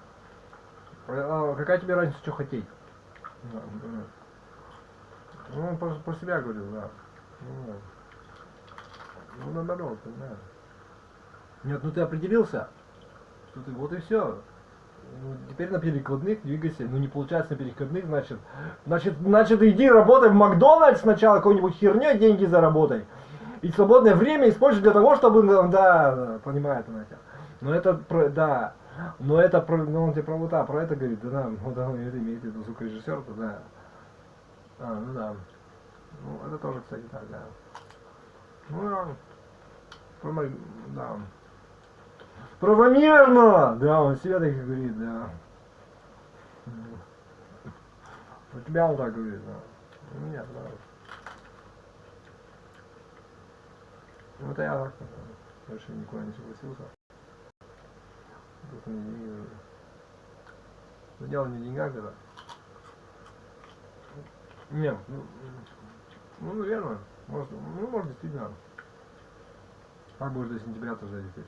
Не все до сентября, и все надо ждать. Ну, может доехать, но там то же самое, какая разница, где ждать, там и здесь. Вот чем ты будешь заниматься вот это. Обсуждаемо, короче. Тебя уже говорю. Я уже как-то так, все равно ничего не меняется, блин, здесь. Каждый год оно не заживо. Ну, не знаю, что...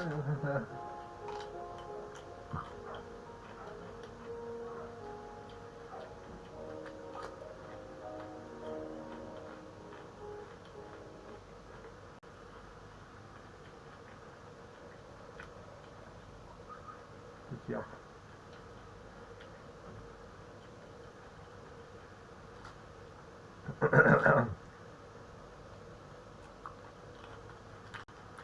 Да без разницы, блин. Ну а какая тебе нахер разница? У тебя что, ну да. Ты мужчина или не мужчина? Ты что понять не можешь простых вещей? Все, ну ладно, хорошо, как ты будешь делать? Блин, да. Он просто так и говорит тоже, да. Ну нет, все, да. Да нет, ну вот это имеется в виду, на себе говорит. Для людей надо делать. Ладно, люди без тебя бы не было, они бы тоже тут. Даже были люди, которые вместо тебя бы это делали. Просто ты не надо это сейчас, ну понятно, что все равно надо делать. Я тебе про это не говорю. Это ежу понятно, что если ты не, да, у тебя про себя и говорил. Нет, как бы ты с собой управляешь, нет. Тебя растащат на чести все твое время, все твое имущество. Ну ты понимаешь, ну он тебя понял, по-своему говорит, да. Тебе надо за себя, как бы, ну, то есть, да, стержень мужской какой-то иметь себе. Да. Кто я, что мне надо? Да, по своим делам пройти, да. Ну, как бы, а что? Так нет, так это понятно, что. Вот я тебе про это и говорю. Я как пианист занимаюсь фортепианной деятельностью. Все, да, вот это меня интересует. Фортепианная нагрузка, разные произведения, то, что читать с листа, да. И этого и делать, и совершенствоваться, да. Ну да, он тебя понял уже. Да, понял меня уже, да. Да. Ну нет, он себя говорит просто, да. Ну вот и все, ну вот нет, мы сделали, вот и все. То есть тебе то же самое ведь надо, да. И моя задача сделать так, чтобы, да. Я не собираюсь тебе в пику становиться, я к тебе работать пришел. Потому что ты, вот смотри, у тебя бизнес, ты начальник, ты знаешь, как с людьми, ты знаешь, что им давать, что им надо, какие деньги, ты за это отвечаешь постоянно, да. Да, типа того. А я тут как бы, ну, гость, что ли, или как, студент, да. Ну, то есть я сам не могу деньги зарабатывать, не могу, или пока не готов как бы разбираться с этим. Потом по своим каким-то условиям. Это не важно даже, да. Мне пока надо на работу, может я бы и мог и сразу, но пока вот так вот. Да. Сориентировать, да. Ну, не, это не важно даже. То есть я пришел к тебе, естественно, я, да, нам попутно. Да. Да. Ну ты научился, что надо, дальше иди по своим делам, да. Нет, это неизбежно. Значит, ты уже отдыхаешь, ты уже и рыбалка, и сон там, и что у тебя. Да, спирт трое там, да, понимаю. Все, ты уже, да, все уже, ты уже да. Ждешь пенсии уже, да, вечером, да. Да, ты уже ждешь, когда тебя догонят, и когда тебя жизнь вот так в печень, еще куда-нибудь, да. Когда дети у тебя начнут это самое за тобой повторять, так сказать, да, и так далее. То есть ты уже ждешь, когда, да. Когда, ну, то есть в пользу всего рода людского, да, вот так, да, понимаю. Как хороший начальник, я тоже должен подпинывать, поэтому там КПК каждые 5 лет, там, бла-бла-бла. Поэтому надо быть концертмейстером, надо быть пианистичкой, чтобы тебе опа, да, а не теоретичкой и ничем, да, понимаю.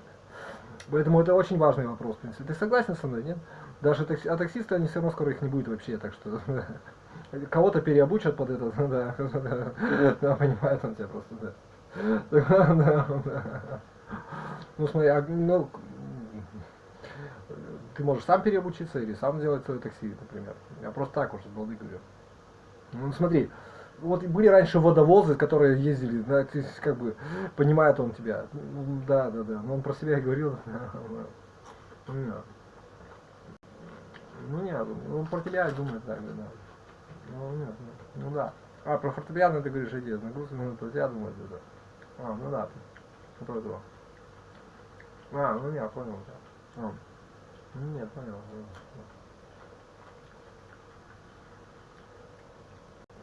Ну, как бы понимает он тебя. Он тебе себя. Ну да. Ой, ну критика. Да.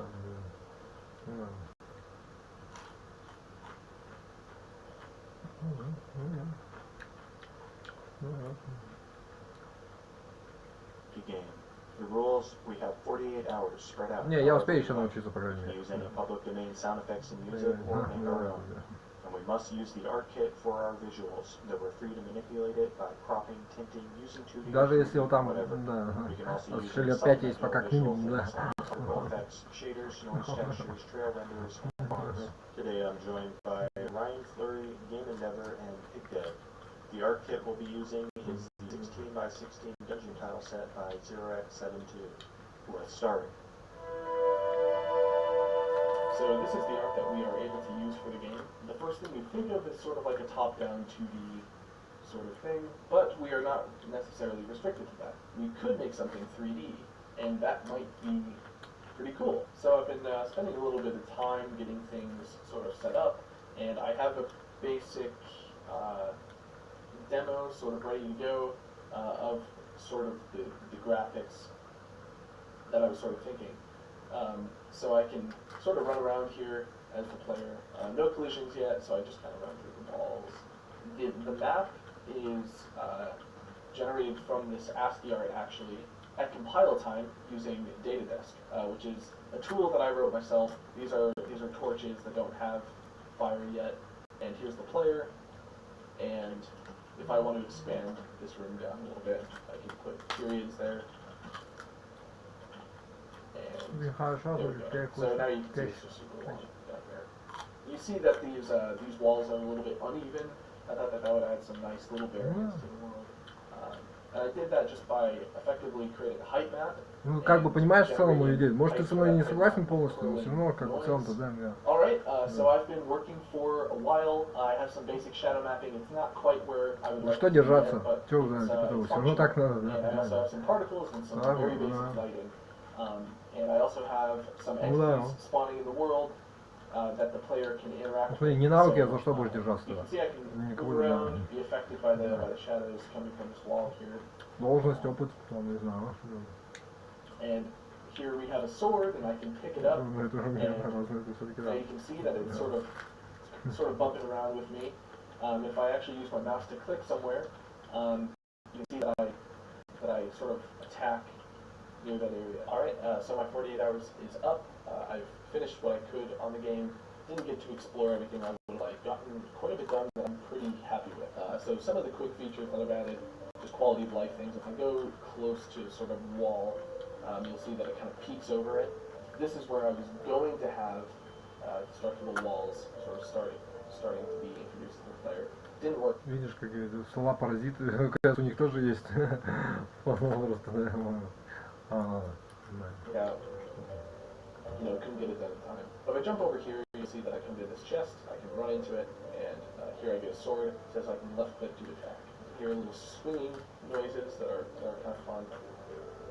So I can come in here, and I can attack things like crates. For example, I can get this health potion. And here's one of the enemies that you can see is running after me. It's a little goblin with a dagger. He's sort of jumping, and I can sort of attack him too. He can attack me. Here's a knight. There's honestly no difference between the knight and the goblin. There was originally supposed to be. Didn't turn out that way. You know, jam game again. What can you do? Up here, we'll come to the final boss of the demo, and it's already shooting some fire at me. For just $67, you can make as many videos as you want, and you never need to pick up a camera or use any fancy editing software. With Doodly, you drag, you drop, you tweak some settings, and boom, video done. It'll take you just a few...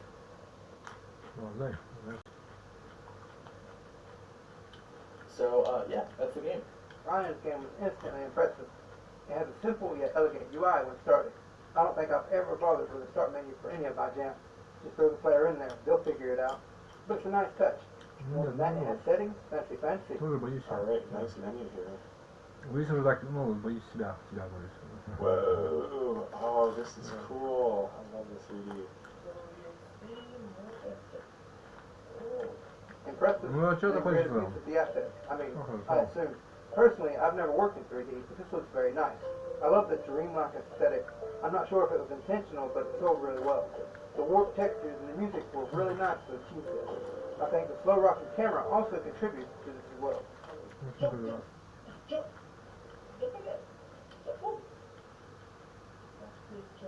Oh, it's dangerous to go alone. Take this one. Okay. Dude, this looks so slick. Oh, I can hit the crates. I hit it into this right part of the heel. Okay. Is that my help? Can I hit the crate into it? No. Dude, I love how everything is knocked back in the air. This is so cool. The enemies have absolutely no telegraphy, however, which makes combat tricky. It took a while to get used to, and pretty much the tactic was to stand back at a distance and try nicking them with the tips of my blade. What? What?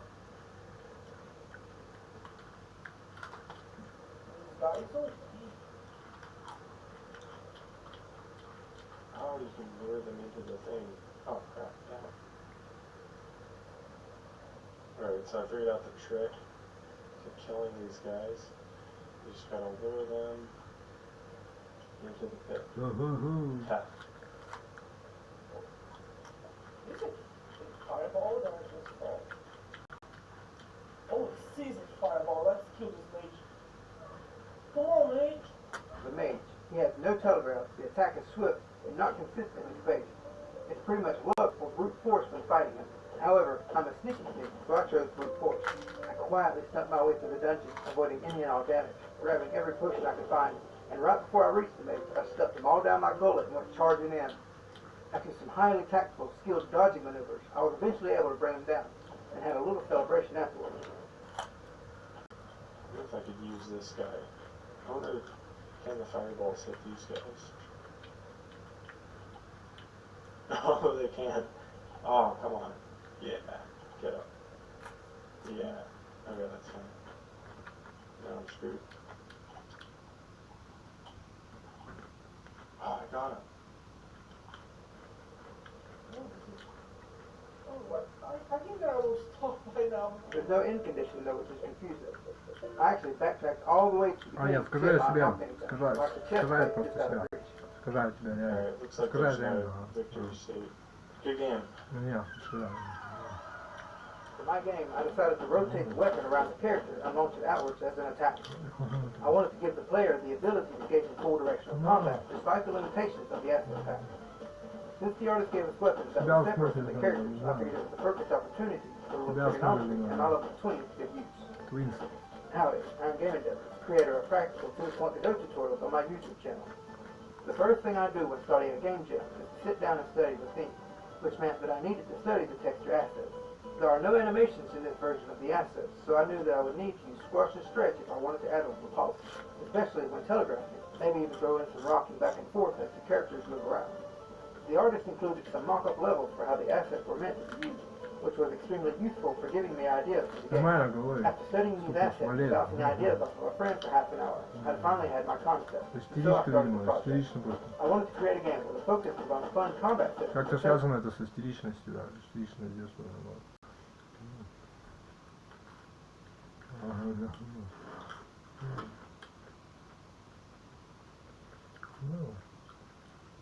Нет, истерия.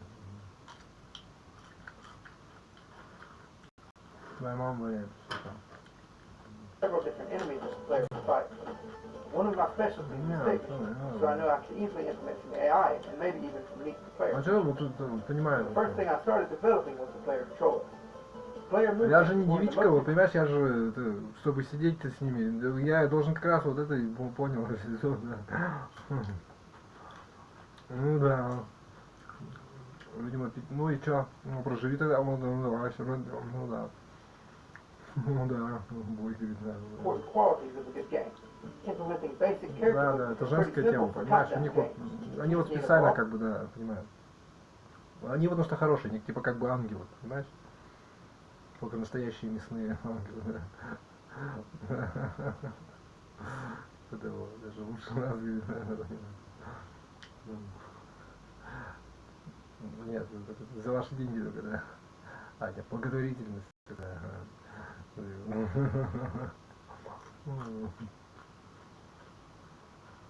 Все так понятно, да.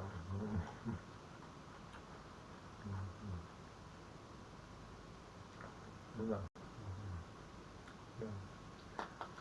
Знаешь, вот даже вот не молитвами, а как-то вот просто, да. Ну да. Не знаю, это тайна такая какая-то, да. Ангелами добрыми душами, да, наверное, да. Пожеланиями. Не знаю, впечатления, да. Это все какое-то нехорошее уже, да, просто добротой ваше, понимаете? Антимужеством, да, антимужеством этого. Velocity variable that stores how fast the character will move in a given second. User input, so you don't have to guess what the player would like to move, and a little interpolation. Наверное, нет, понимаешь. The method I use for handling input is to convert the Boolean values of the input actually pressed into integers, and then subtract one direction from the other. Наверное. Гипотеза таковая, вот такая есть, да, то есть, чтобы не болеть, чтобы не было не надо, да, честно говоря, да. What you end up with Вот is a это value как-то that вот is negative изнутри 1 is как-то. the press, Конечно, 1 is the brightest press, and ну 0 это is не the природно, lower конечно, но press. тем не менее. Do this Да, the first да, time понимаю. as well, toss them into a Ну tune, ладно. normalize it, you've got the direction you should be Не moving. дано это, не дано. Then just apply the direction by the move Нет, а stick как to это get вот your я desired пока velocity. всегда. After I was satisfied with the player movement, I wanted to work on the Нет, weapon. понимаю. I wanted it to be modular because I knew that at least one enemy would also have a weapon that they would attack with, and potentially even a ranged enemy as well. I also had the idea of various weapons having different attacks, like throwing daggers that spin when they're thrown, or using the Ну, наверное, да. Да, да. Ну, да. Ну, никто не знает этого, да. Вот положение обязывает. big orc guy with a hammer weapon, and he swings it around in an arc towards the player. Ну, наверное, в жизни вот надо, чтобы такая была, значит, наверное, но не тебе, но тебе. The character just needs to attack method. The sword was going to be my main focus because I wasn't sure if I had enough time to implement the idea, but I wanted to make sure that I implemented the sword properly. I used some simple trigonometry to place the sword directly in the character that would face towards the mouse. The mouse for the player. For the enemy, this would need to face towards the target, which is the player, but it's the same concept. Alternatively, you could use a position 2D node, which holds the weapon at an offset, then rotates towards the target. But I prefer this method because I'm a fancy fan, although I may switch over because it would be easier to animate when the enemies move. I spent a fair bit of time working on the ranged attack, unfortunately. I hadn't planned out my weapon setup properly and had to waste a lot of time revising it so that it would work with a ranged weapon. Plus, there were more intricacies in ensuring that the fireball worked correctly, such as proper collision and not firing when initially in a wall. Then there's the pouncer enemy. I quite like this one. I imagine him nibbling on your toes as you try to fight off the other baddies. He is pretty much all state machine and timing. He has a pounce method that times out how long it takes him to pounce to a given position. And since velocity is pixels moved per second, the code pretty much works itself. He has the same state logic as the grunt enemy, except instead of attacking with a weapon, he jumps at you. Alright, here we are. Intense music building up. Torch atmosphere. Get this guy. Ooh. Some nice animations. I'll go up here now. Oh wow. Multiple screens. Dude, this is like a cool dungeon. The level design seems to be very, very well designed, actually. I like the disposal of the grades. And something very nice is the delay on the attack. We can see that the attack has a delay, probably the animation delay, but nothing here is feeling bad. This is very, this was surprised me here. Very little guy. Oh, yikes. Can I go back at all? Okay, so I can't go back. I'm stuck in this map once I'm here. So I'm just going to assume that I'm doing what I can. Ooh, little guy. Here we go. Ooh, yikes. Oh, okay. I like the screen shake when you get hit. That's kind of a nice touch. Okay, so here when I transfer levels. These hyper guys are annoying. Решай Like head себя. grabs. Решай себя. Решай себя. Snipe them. Yeah. Oh wait, you can get me from there too. Ну, вот я не знаю. Oh, they're hiding behind the curtain. Oh, damn. That's cool. Whoa. Okay. I seem to find a problem. Obviously this would be something that you might want to fix. But in order to, play it as it was intended when we come back out here, the combat feels pretty good. It feels good to kind of hit these guys, and how they kind of start bouncing when they get, I figure when they get low on health. Speed time is not okay. I'm afraid of that. And I am going to lure him to the corridor. This is a lot of maps to explore here. The main thing is, combat feels good. I think it'd be cool if the orcs dropped some stuff or some way for me to feel rewarded for slaying these orcs. Or maybe the death of orcs is just the reward in itself. Okay, it looks like the bouncing effect is winding up for an attack. That's kind of nice. That's a nice visual cue there. In my game, I just settled on like, hey, you run into them, get hit. So that's a nice little, that's a nice touch. And again, I wouldn't be able to make this dodging here without this anticipation that you either add. Oh yikes! Oh wow. Okay, I like the dying effect. I really like the diving effect. And what's also awesome is that I didn't go all the way back to the beginning. I kind of like the implicit checkpoints. Yeah, I feel like some more traversal options would be fun, like having the ability to dash or something like that might make combat feel a little bit more interesting. There they are. Okay. I guess I gotta kill all these guys. Oh, it's a lot easier if you go in the center here. Yay! Whoa, there are some again. There are some new organizations. Very well done. Hello there. I am a composer also known as PIANO. You can follow me on Twitter/PIANO. So for my entry, I decided to make a score attack arena. So you fight enemies and try to make the highest score you can.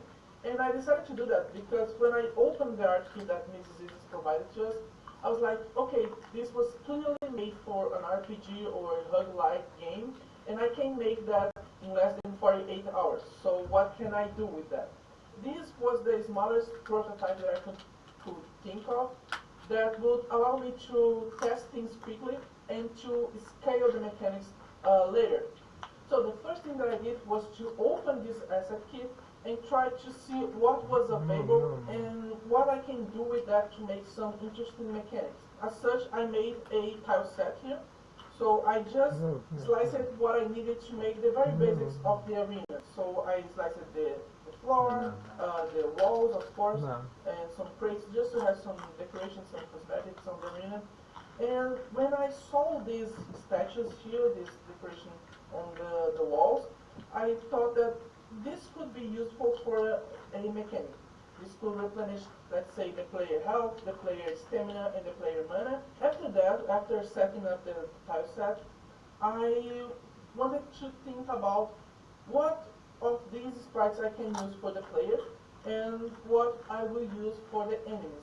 I didn't like any of these sprites for the player, so I used these on the center here that is looking to the right as well, but looks like a zombie or something like that. But I really enjoyed this one. It's more neutral. It doesn't represent any class. After that, I wanted to decide with what the player will attack the enemy. So we have plenty of weapons here. So I just picked one that will be easy to animate and something like that.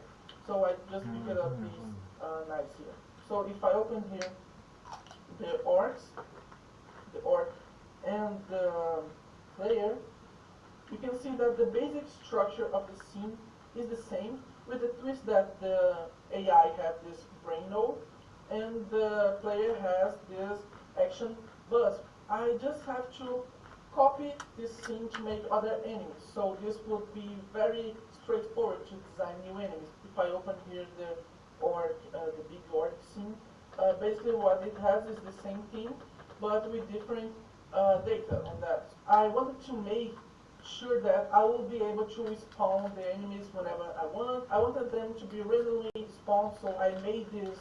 I made one spawn system where I just needed to animate this spawn. You can see here that the spawn is cycling through the arena, and I have here a random timer that will just communicate randomly a time to spawn the enemies.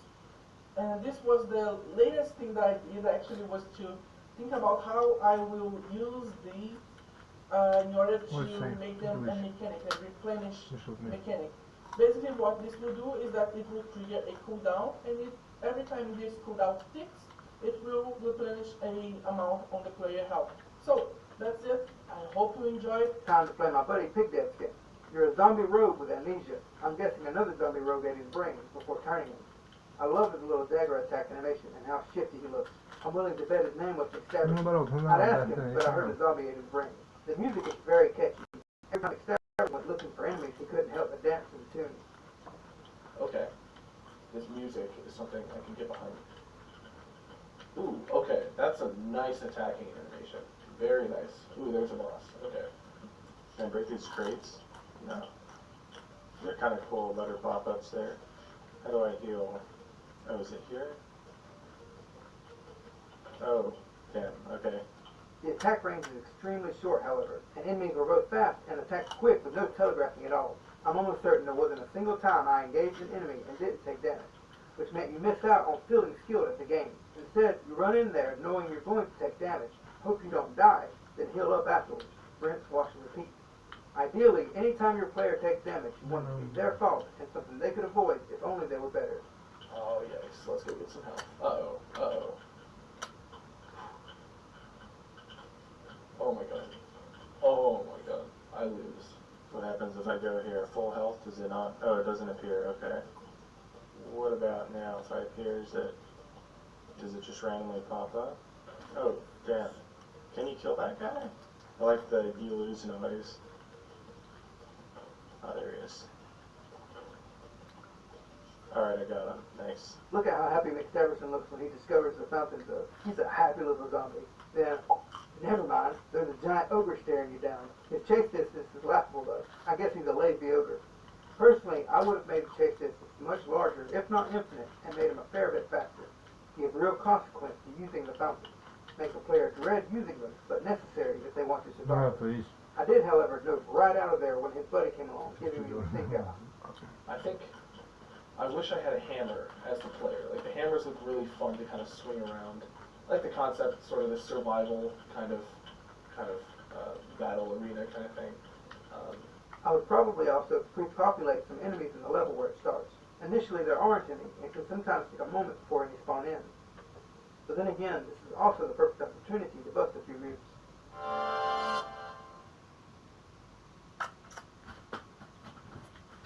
Привет! Добро пожаловать на YouTube-канал Geekbrains, где мы простым языком рассказываем про все, что связано с IT. Замысловатые термины, техновости и набирающие популярность профессии. В рамках этого выпуска мы расскажем, кто такой NLP-разработчик, чем он полезен, сколько зарабатывает и, самое важное, как им стать. Ну что ж, начнем.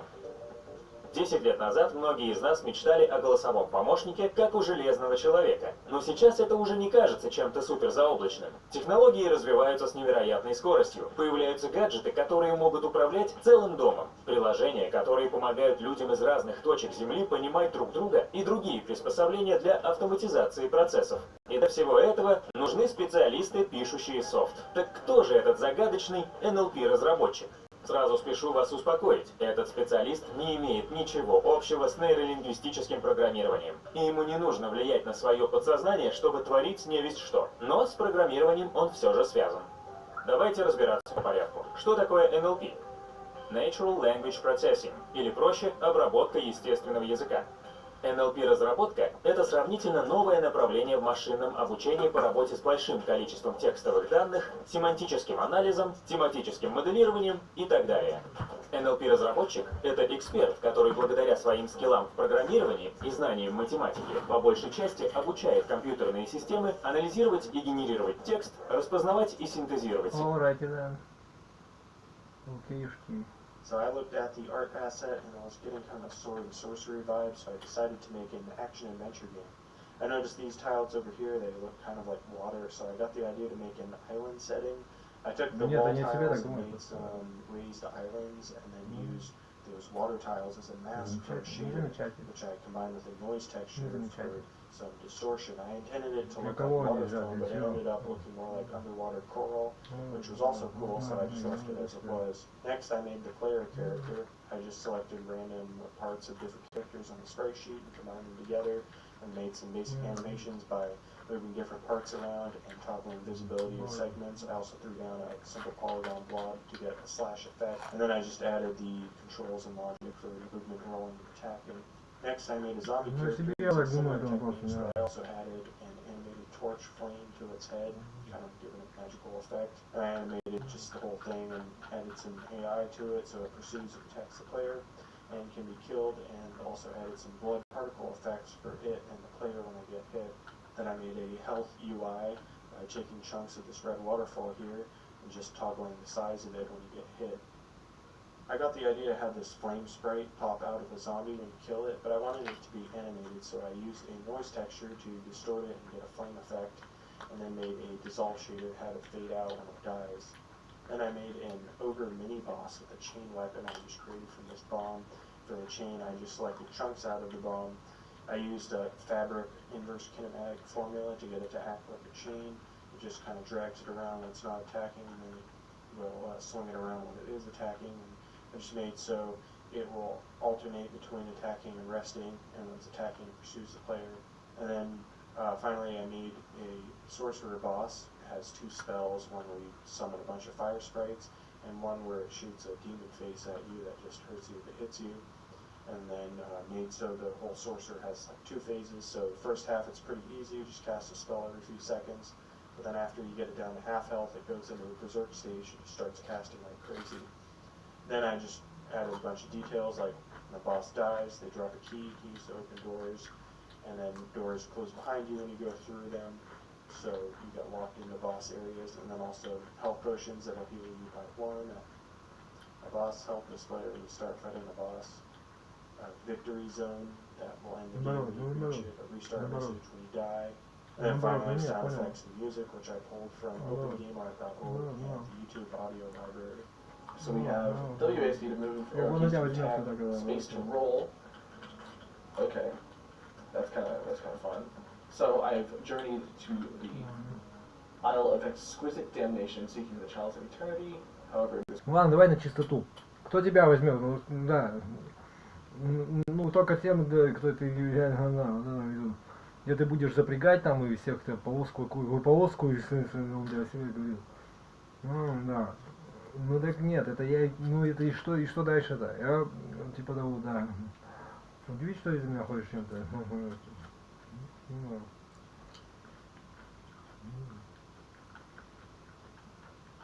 Ну, это само, да, это выяснение отношений с самим собой, и как это сказать, да, типа того, да. Ну, да. И потом, ну, ты знаешь, может, есть места, где просто прокатит сразу. Может, мне позвонили откуда-то, сказали, приезжай, давай, вот тебе нагрузка, фортепиано целая куча. Ну, конечно, наверное, не все так идеально, но тем не менее, как бы, да, понимаю. Да. Да.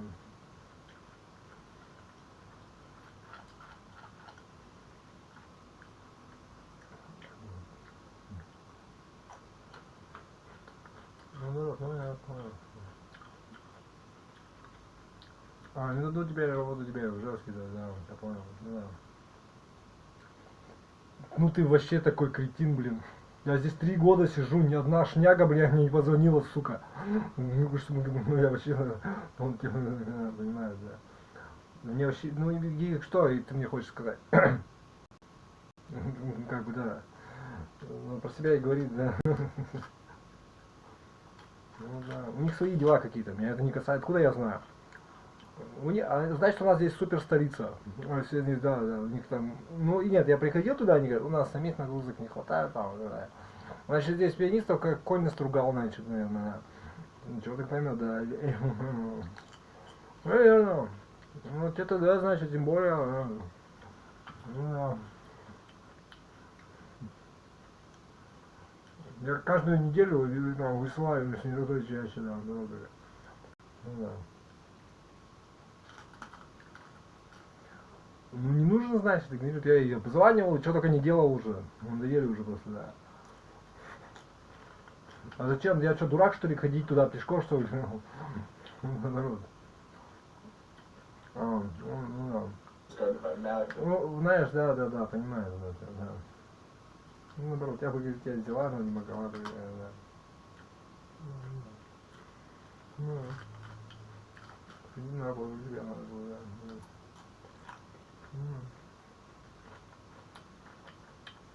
Ну да. Ну нет, я куда-то заезжал, куда-то я не хотел, не знаю, да. Наверное, нет, ну я понял. Там свои дела какие-то там, у них отношения неформальные, много неформальщины всякой, да. Понимаешь, наверное, нет, просто, я понял. Да, наоборот. Нет, ну или там просто тебя пришел бы, тебя просто послали бы и все. Зачем ты лишний раз ходить, если ты так вот, да. Гневишь. The Night Sorcerer and some minions. Beware, traveler. He also included a rolling mechanic, which is pretty fancy. Unfortunately, the instructions were front-loaded with a wall of text at the beginning. so I immediately forgot about it and never used it again. Mills was pretty clever when flipping the assets. I really like how he used the helmet as part of it. However, I do hope he at least scooped out the head before strapping them on. Okay, so here we go. That was pretty sad. Okay, so here we go. That was pretty satisfying. I like the particles. I like how there's some blood happening. Oh, the flames are enemies as well. They have some face. Oh, I remember those slides. Oh, nice use.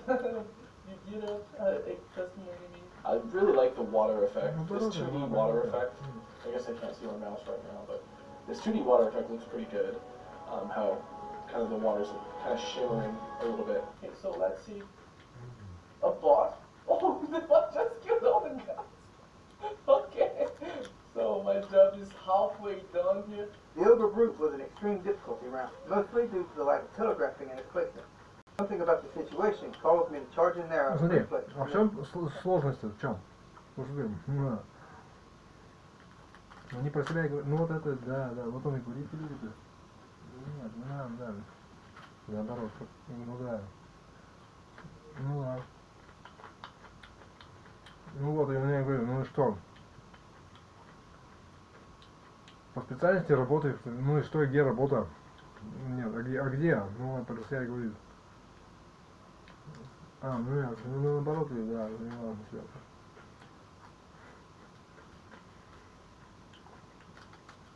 Во-вторых, вакансий нету. Во-первых, я уже там все исписал, и они просто не интересуются этим. Им это не надо, у них там свое. Они даже не реагируют, как бы, да. Нет, сначала, да, понимаю, в чем дело-то, что себя надо говорить, так, да. Все так думают, да. And immediately get flooded. Дома надо сидеть, да. Eventually, with enough willpower, I learned to run off to the corner first, and then figured out the timing to get out of there before taking any damage. I'm sure the rolling mechanic really helps a lot in this fight. I would probably introduce it here, or at least remind the pair of it. Ну, я думаю, что что ты им позвонишь, не думаю, да.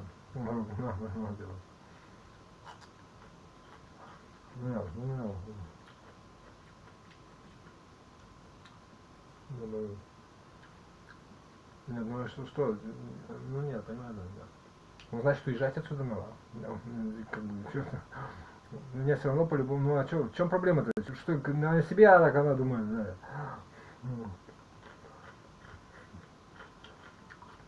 Ну да, понимаю.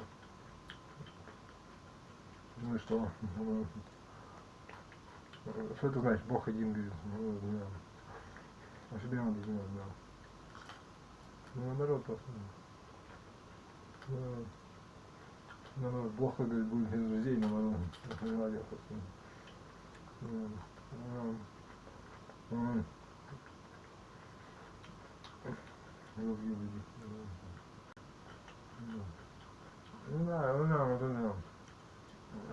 Вот они, то есть они говорят про то, что ты работаешь как попало на ебись работаешь, они про это говорят, да? Да, вот, то есть, вот я тебе про себя и говорю, да, да. Я уже достаточно это 100 раз уже говорю, уже про себя, да, понимаете, да. Ну да, Okay, I really like how this game has like more interesting bosses than mine did. Ну, это не совсем корректно, конечно, но смотри сам очень, да.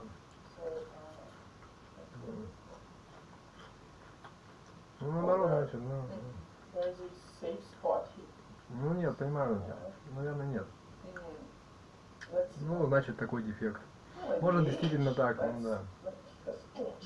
Сейчас уже, да. So what's up here? Oh my goodness. Okay, alright. Okay. What's going on? Oh god. Okay. That's not good. Pick up some of these. If there's one thing I can say about Miz, though, is that his animations sure are pretty, huh? Just take a look at this skeleton mage. Beautifully animated.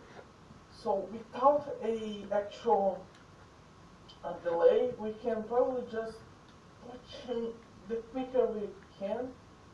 No. Okay, so I just died. Again. Ooh, he's angry. Phase 2 boss. Oh my goodness. Okay. Alright. Everything's fine. Me? That, yeah. Yeah, we got it. You got it. What comes next? This is a fun fight due to the different attacks that he has. A lot easier than yogurt, the difficulty needs a bit of tweaking, but certainly a memorable boss fight. And it looks like I won. So that was pretty awesome. I have found the chalice of eternity.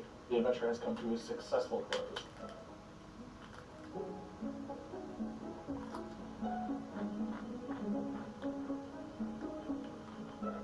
You are welcome.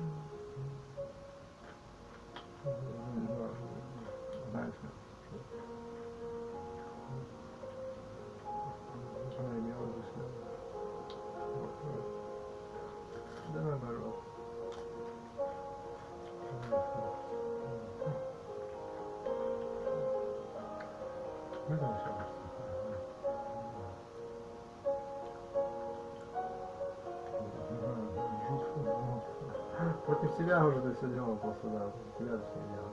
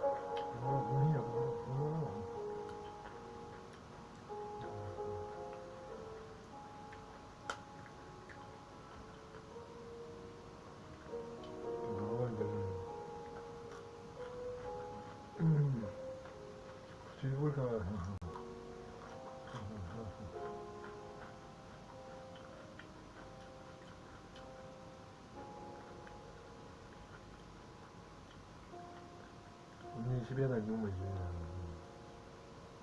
что дает.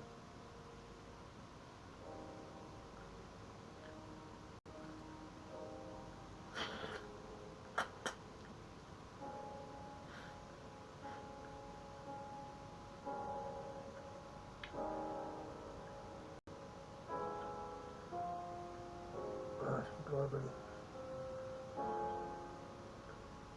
Сегодня опять вечер, да. Что-то со мной пошло не так.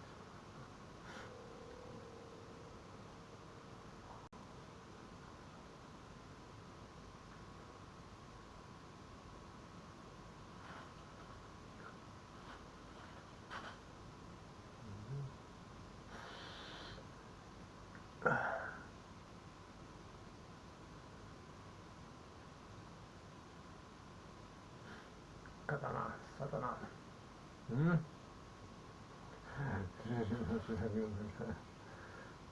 For just $67, you can make as many videos as you want, and you never need to pick up a camera or use any fancy editing software.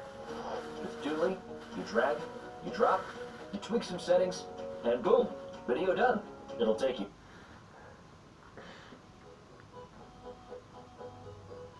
Oh, Christmas. Snowy mountains and a cup of hot chocolate. And all work is finally done. The nicest time of the year. I was waiting for you. Hello there, and welcome to this... Ну, считайте, что сегодня или выходной, или просто это, ну, это все просто голова больная. Сегодня что-то у меня перегорело, что ли. Не знаю пока. Нет, ну, это тоже момент. Ты смотри, сдался, да, такой. Если ты сдался и сел пить пиво, например, то у тебя будет неделю выходить, как минимум. А так между нами побольше, да. Если ты дался, да, понимаю. Да. Да, так что как-то надо экономнее.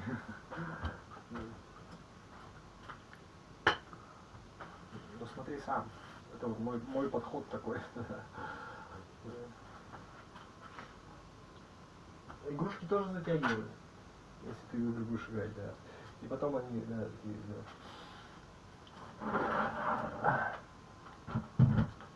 Да.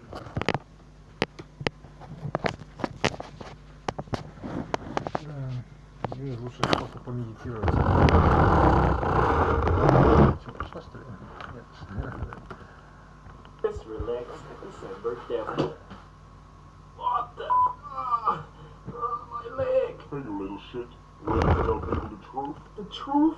What are you talking about? You know exactly what I'm talking about. Snowy mountains? You've spent the whole month in front of your screen. And hot chocolate? Look at you. You'd better be running around the block, nerd. I get it. I was playing too cool. But who are you?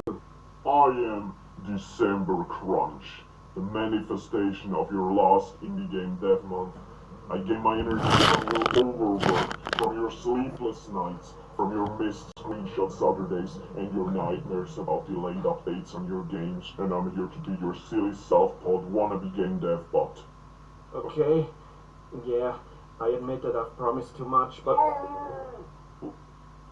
What happened? Don't admit your mistakes. So every time I tell the truth and admit that I've struggled in a situation during game development, you lose a bit of your power. I mean, you want a cookie? Keep your cookies. Here it comes. This is devlog number 3, Christmas Crunch Confessions. Have fun. Hi, I'm a part-time indie developer and illustrator. I've gained my knowledge through thousands of online tutorials, and now I want to give something back and share these skills with you. If you like these videos, subscribe to the channel to not miss new videos coming up, and if you want to support me, check out my website that contains my published games and a detailed dev blog and much more, or hit me up on Twitter. Okay guys, to be honest, this month was crazy. If you watched the previous 2 episodes, you'll know that I'm sharing my progress on my personal dream game. It's a mecha local multiplayer game I'm developing alone using Unity, and it's heavily inspired by the anime Neon Genesis Evangelion. Онлайн-семинар Тони Роббинса на русском языке. Раскрой свой скрытый потенциал. Зачитай. I got along pretty well since I've started my first devlog in October, and your feedback, guys, thank you so much. It's overwhelming how much good references and ideas you shared with me in that short time span. You are my MVPs. What's up with that dream game you want to make so hard? I don't want to let you wait. If you came to see progress on my mecha game, here's the truth. I did not work on it. No! But what is this? This is a visualization of the screen flow for the game. You show impressions how the players are guided from the start to the first mission, and the mech customization. That was a lot of work. And look here, you even created a chart showing the game loop that also defines your various winning scenarios you talked about in the November devlog. Yeah. I wanted to show this, but honestly, I made this already in early November. And I also think I should attribute all the artwork correctly because it's not mine. I will do that maybe rather on a blog post on my website next year. But what did I do instead if I wasn't working hard on my dream game? Well, if you paid attention in the last video, I mentioned it already. For December I plan working a bit more on my existing game, Country Ball Potato Miami, where I'm currently making a multiplayer mode. You made an online multiplayer game mode for your existing game in just 1 month? Kinda, yeah. Did you ever make an online game before? You know that's quite hard and different because it includes a lot of networking and stuff you've never had to handle in offline games. Well, I gave myself a huge task, and I've never done that before.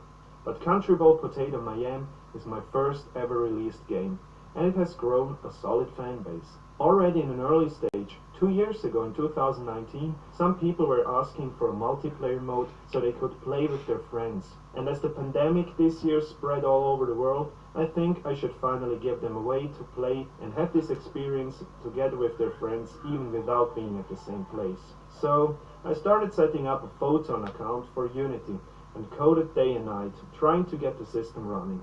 Although the start went smooth, there were a lot of special situations that needed to be handled. It was a whole lot more work than I expected, even though I knew that multiplayer games are another level of game development, especially for solo indies. Oh, and was with the people who like your develops in your mecha game? If I remember right, you promised them progress. Yeah, I'm sorry. I couldn't hold my promises. What are you doing? I am developing alone. I'm earning my daily bread with a 50% assistance job at the Art Academy and by doing freelance illustration jobs. That's quite a bit to handle. And also I wanted to make and get some presents for the people I really care about. Excuses. You could have worked way harder and deliver a good project and your devlog on time. Listen, Crunch. This month stressed the hell out of me and let you grow. But the people I care about come first. Okay, so heartwarming, I want to throw up. So at least show me how the online multiplayer of Country Ball Potato Mayhem looks like. Sure, that's the least I can do. The new feature is a Battle Royale game mode for 5 players that can battle on a lovely designed map. The characters are customizable and shoot each other with potatoes. You can either play ranked matches, a quick match with random players, or you can even create custom matches for your friends only. The last one standing wins the pot if you play ranked matches, and the top 3 players climb the ladder of fame in the worldwide ranking. And by the way, you don't need to create a profile or something, download and play it right away. Oh, that sounds pretty cool. How much will it cost you to play? I know your humans are all money driven. It's partially true. I will need some income to keep the service running, otherwise it will be over soon with this whole indie game dev dream. Therefore, players can support the development with any of the 3 affordable donation tiers. And I said this once in another video about the origins of Country Ball Potato Mayhem. The game is free and will remain free. If you cannot afford or don't want to donate, watch an ad and you can play for free. Ads? Everyone hates ads. Okay, yeah, and I hate to starve after working day and night for months. Oh, well, fair enough. Если бы было просто зарабатывать деньги в интернет-рекламе, все бы это делали. Но все вокруг небогатые, и вы знаете почему. Рекламу вот... But what was that thing with the charity I saw in the video you mentioned? All right. Last year, between the 24th of December and the 6th of January, 6th of January, I did a charity where I spent 90% of the profit from all in-app purchases of that period to UNICEF. Thanks go out to everyone who participated back then. We raised about $106 for good. You are awesome. And yes, let's do the same this year. 90% from Christmas, the 24th, till 6th.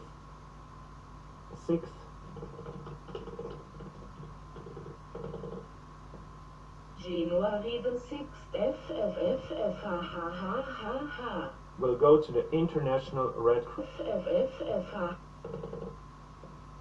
January the 6th, FFFFHHHH. Will go to the International Red Cross movement. FFHHHH. January the 6th.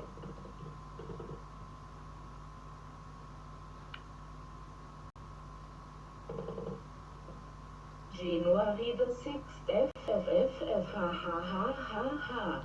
Will go to the International Red Cross movement that is dedicated to protect human life and health, to ensure respect for all human beings, and to prevent and alleviate human suffering. I have to point out that this is not an official partnership. I just get the money from Apple and Google and then give it to the Red Cross in the name of all Country Ball Potato Mayhem players.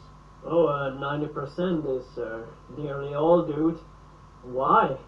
Because helping is good. I'm far from being able to support others in need, but I'm privileged at the same time to do what I love and to have the chance to try to make a living out of it. So it's fine. It's a good thing, I guess. Okay, so when is the new update available? I know you, Crunch. You want an exact date. Unfortunately, I won't give you one. It will be released in January for sure. The best way to stay informed is to follow me on my social media and subscribe to my channel. Listen, Crunch.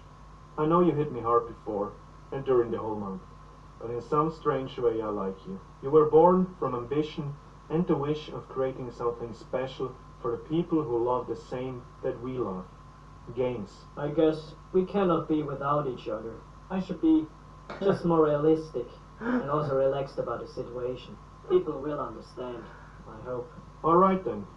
This was the little bit shorter Christmas Crunch Confession special. I really hope you and your families, friends, neighbors, pets and whoever is dear to you stay safe and take care. A crazy year is ending and new hope is coming. I thank every single one of you for the support over the last couple of months.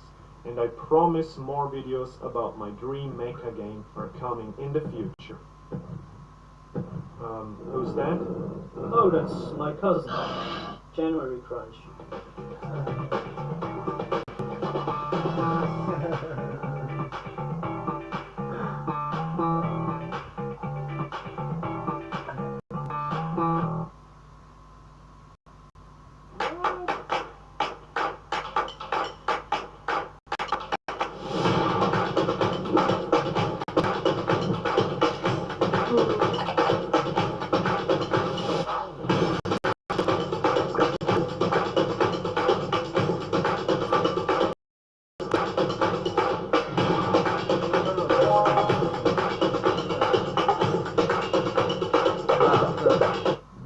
Придет все. Все придет. Ну, народ, зачем-то? А чего они так делать-то будут? Ну, наоборот, значит, делать надо будет.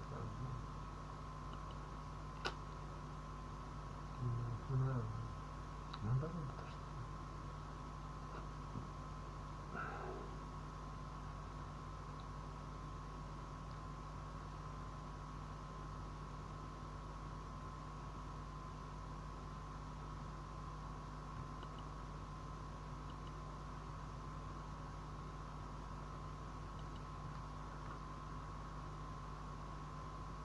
So I received a lot of comments about the players sleeping outside in Jelly World, and so I think today it's finally time to change that.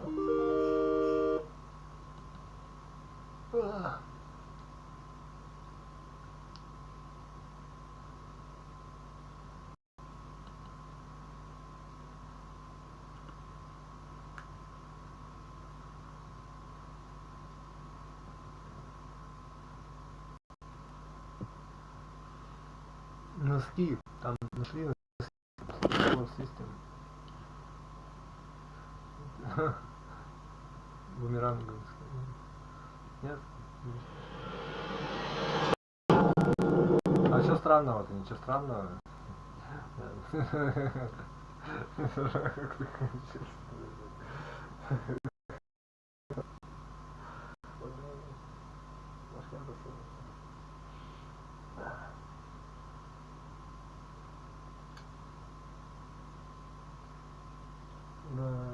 Да, тоже так. This video is made possible by Ting. Hey everybody, my name is Charles, and today we are going to take a look at a brand new track coming from Bruno Mars and Anderson .Paak. They happen to be two of my personal favorites in that sort of pop, R&B, soul type of space. So I wanted to take a look at this and maybe break some of the stuff down that's happening inside of it. So let's check it out. What you doing? What you doing? Where you at? Where you at? It's just ridiculous. Oh, I learned about Anderson .Paak a few years ago, and I wish I had known before, because just, I mean, what an unbelievable talent, just in terms of sheer groove. I mean, he's got a great voice, he's a great drummer. His Tiny Desk concert is still like one of my favorite Tiny Desks of all time. The dude is not just a songwriter and a singer, like, he can play. And I know that's not news to fans, but just, it was something that kind of caught me off guard. I was like, this dude can play the drums really, really well. And already, I mean, that's just like, that's the first thing you hear. Even from that intro fill, there's a certain depth to it that you can't get out of a machine and you can't get out of a drummer that doesn't have a groove like that. I look too good to be alone. My house clean, my pool warm. Wow, okay, so this is what I love so much about this stuff. Bruno Mars has done this, I mean, honestly, like Uptown Funk did it. What was the one, What I Like? I think that's what it's called. He's put out some great stuff. It's funny because, you know, Bruno Mars, of course, he has a catalog of music that is kind of just that pop, insert here, mainstream, sell a bazillion copies. To me is not particularly interesting, but a lot of the stuff definitely has just been mind-boggling. I mean, what a way to bring back a groove that is so tied to its kind of 70s, 60s, 70s roots, yet progressing it into a more modern era of R&B and modern soul. I've just been super impressed, and of course Anderson .Paak is in that similar vein, just doing incredible beats, incredible grooves, and just great chord changes, and these are no exceptions, so let's check it out.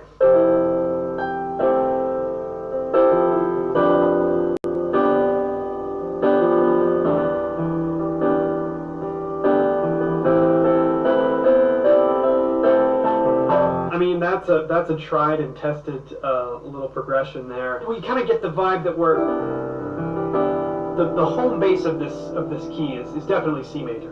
So we're in the key of C major, right? So we're starting on the 4 chord, F major 7.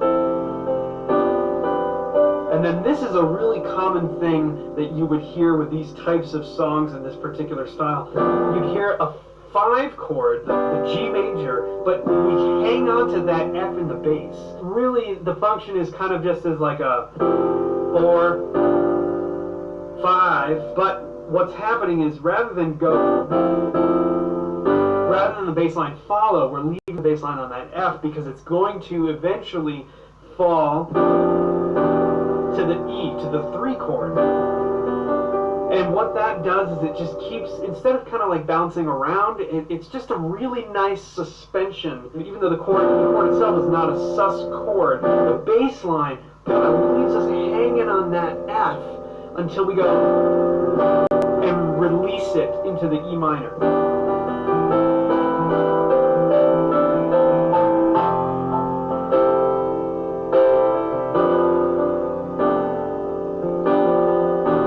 It's just a really nice way to create a little bit of a different dynamic than just using the chords that we're outlining in their root positions, going 4,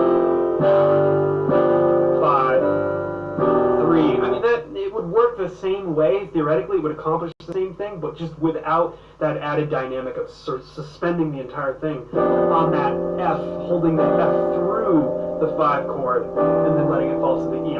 That's such a subtle but really beautiful touch, and it's a classic sound. Coming right out of the gate with that, whew! Just shake smooth like a newborn. The subtle lines and the counter melodies, I mean, just really fantastic. And the west wing of this mansion was happening. Okay, alright, so I've listened through this before, okay, and the first time I listened, I was just like, what? It's kind of laying the groundwork of what it's going to be. So none of the sounds up to that point were surprising to me. It was just super, it was real solid groove, amazing tone quality, and of course the great melodies and counter melodies and all that stuff. But then we switch over to Bruno's part and it drops into E flat major, and I'm like, whoa!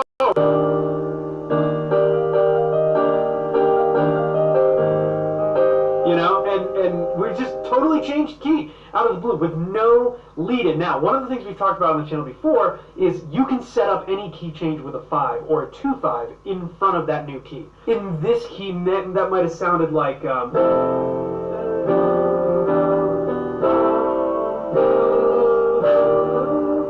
right, setting up the E flat with a 5 chord. In this case, I'm kind of using like a B flat sus 13. Before dropping, but they don't do that. That intentional choice to leave out any type of transition is really effective here, because it totally catches your ear off guard and you're just like, whoa, whoa, drops right into the E flat. That's such a great sound.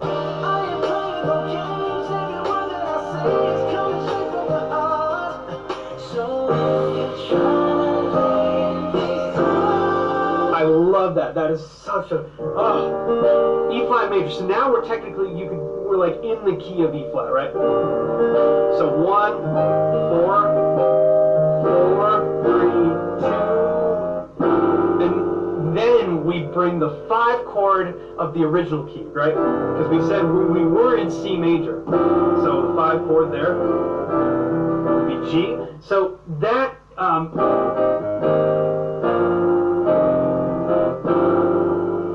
what a just amazing sound. Now, the relationship between C and E flat is a minor third. Now, minor thirds work really well as key changes. It might be because it's a very different key center. I mean, we have here, like in C major, if we were to go to G or F or even, maybe not D as much, but G, for example, similar keys. If we look at their key signatures, they don't contain very many sharps or flats. But when we go to something like E flat,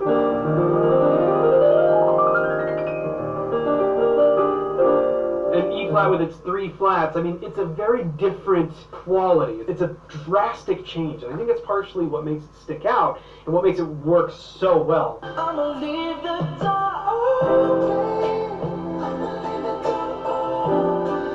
I'ma leave the door open, girl. I'ma leave the door open. Let you feel the way I feel, and you want me like I want you tonight, baby. Tell me that you're coming through.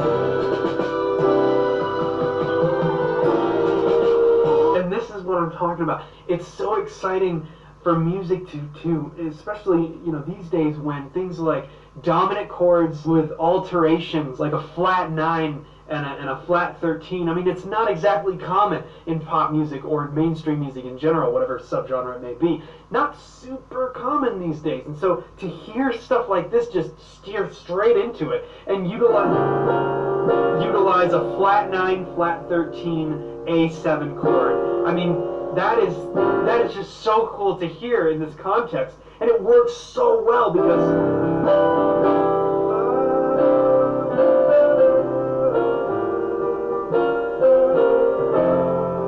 it's just such a beautiful transition back to the top of the form or the next verse. It's unreal, just absolutely incredible.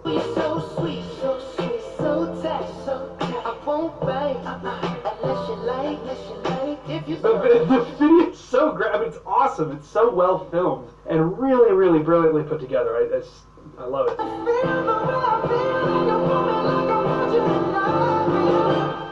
me that you're coming Yeah.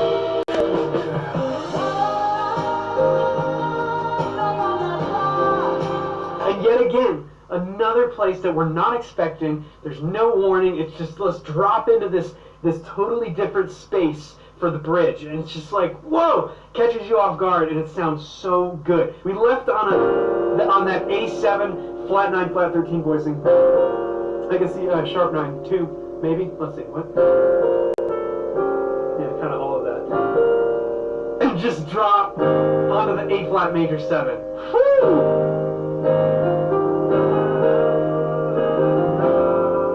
Going back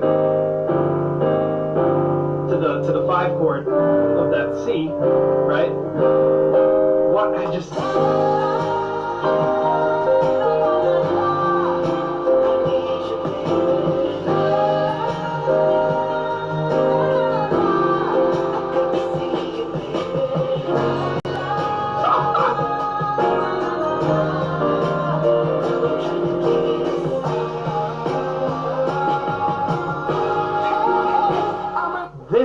is how you do a key change, ladies and gentlemen. Check this out. So we had this, right?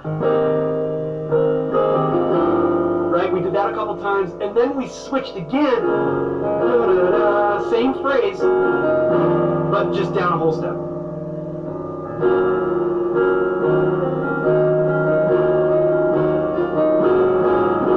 This is setting us up for, or in the case of how the verse actually goes, it doesn't go to the 1, it goes to the 4. Right? Where did we start?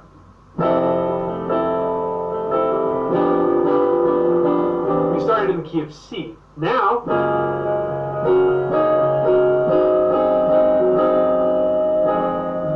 we've moved up a half step. That is a classic key change, but it utilized the bridge to set that key change up in a way that you don't even notice because it's so smooth. We're using this, right, and then drop down another, and then and that leads us directly into 2,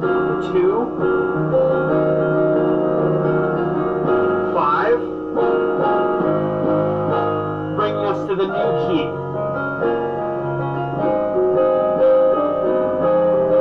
Brilliant. I mean, just really fantastic writing. Oftentimes with key changes, they can be very abrupt, and composers just want to get the heightened progression out of it. Like, oh, let's, throw a key change in there and it'll bring everything up to the next level. Well, sometimes that works. And in fact, you can see in the beginning, we utilize that sudden drop into the E flat key center, and it works really well. But the problem is, sometimes they're just kind of there.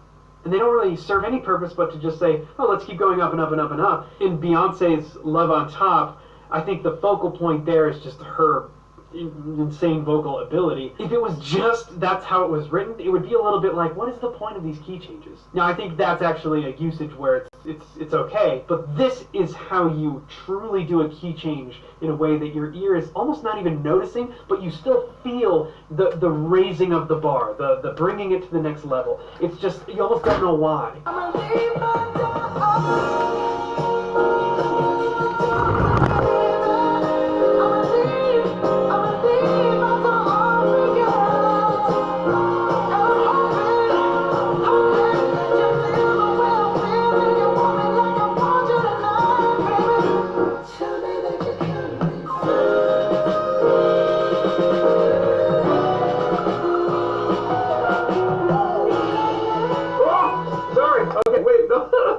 We're using that same sort of bridge motion again. But we're up a half step now.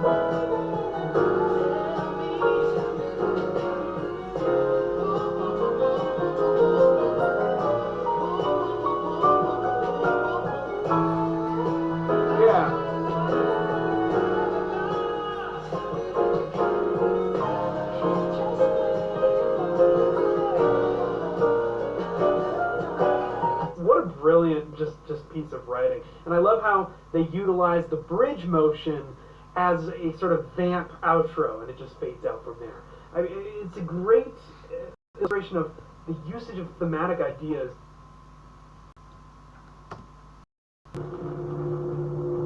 The universe seems to be endless with no signs of life.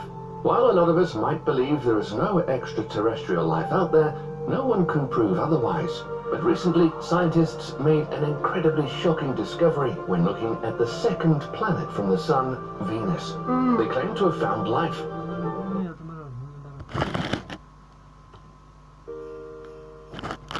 What's up, gamers? No! Hello everybody and welcome back to another Jelly World devlog. In this devlog we're going to be adding player houses into the game, we're going to redo the furniture placement system, and we're also going to allow you to place furniture on the walls, as well as a bunch of other things. So let's just get into the video. Today we are finally adding a player house into Jelly World, and the first thing that we have to do is actually draw the house. Houses are an extremely daunting task, but I do have some experience drawing houses in Luna Lane. When I draw houses, the first thing I do is draw something like a door so I can scale it to my players so it fits in with the rest of the world. I wanted the house to feel nice and cozy, but not too fancy. Alright, now that we have the door, we can move towards the next step, which is getting the general shape of the house.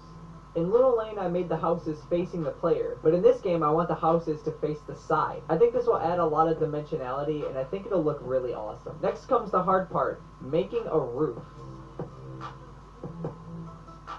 Getting the shape of the roof took me way longer than I'd like to admit, but, you know, once you get something, you get there. It doesn't matter how long it takes you. All that matters is that you got there.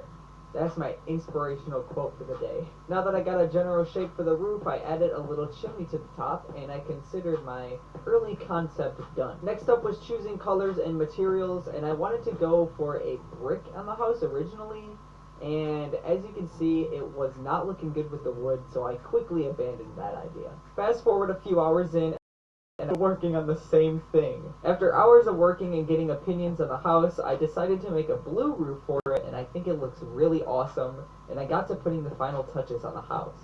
And here we have the final product, and I am super proud of this. I think it looks absolutely amazing, and I'm so glad that I made this. It looks really, really good. Now we just need to get it into... Привет! Хотите пройти обучение по заработку на партнерках, где все четко и ясно? Продолжайте смотреть это видео. Меня зовут Ильнур Юсупов. Я выбрал партнерки, потому что я интерактивный. Into the game. I imported the house into the game, and I think it looks pretty awesome. Next, I wanted to be fancy and add a smoke particle that comes out of the chimney. Look, the particles are behaving funny. Isn't that a funny game dev moment? Hashtag funny game dev moments. Funny game dev. Now the house looks even nicer with little puffs of smoke that come out of the chimney every once in a while. It's a nice little touch, and I really like it. With that out of the way, now we have to do big boy stuff. The big boy stuff in question is making this awesome inside tile set. Tile sets are another thing I struggle with artistically, but I started by drawing the floors and the walls. I finished the walls and floors, but I wasn't exactly happy with them. So I drew some wooden walls for the house, and let me tell you what, these things look ugly. I didn't want the inside to have a flat roof, so I worked on some sloped tiles. At that point, I was getting fed up with the background, so I decided to make this two-color wallpaper with those signature zigzags on the bottom. Lastly, I added these little circles scattered throughout the wallpaper. And that is our tile set done.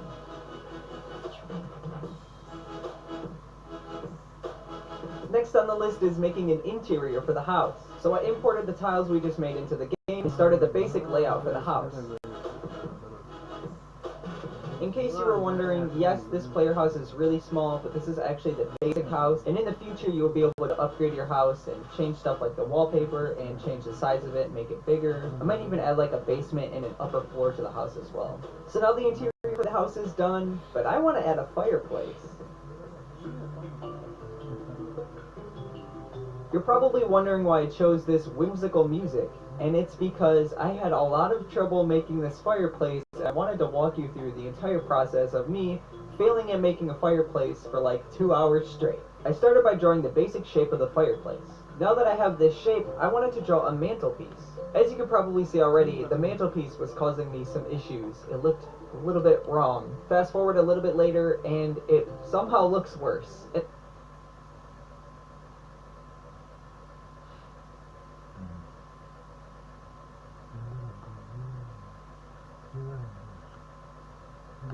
Вот это не видно, совершенно не видно. Ну да.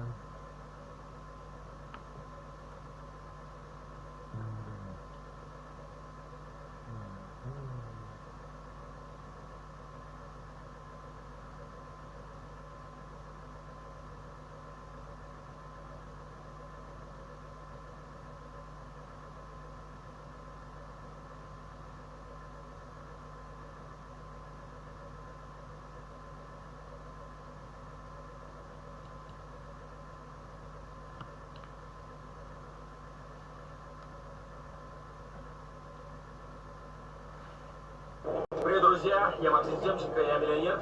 Сейчас нахожусь где-то между Африкой и Россией. Решили с вами в самолете с любимой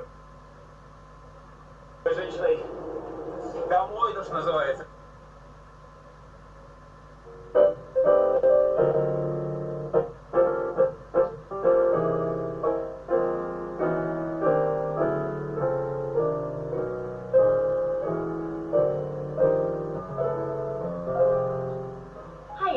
Welcome back to my channel. Today I'm going to show you 5 basic exercises for those of you who are experts at jazz piano. Before starting the video, if you really like this exercise and you think it's helpful for you, just click the link down below in the description box and download this exercise. So without further ado, let's get it started. So the first one, I call it 2-5 with tension exercise. It sounds like this.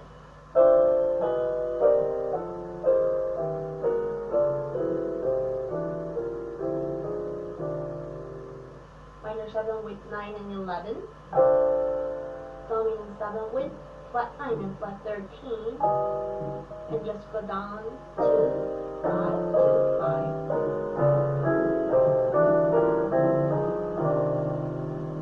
And you do this half step up.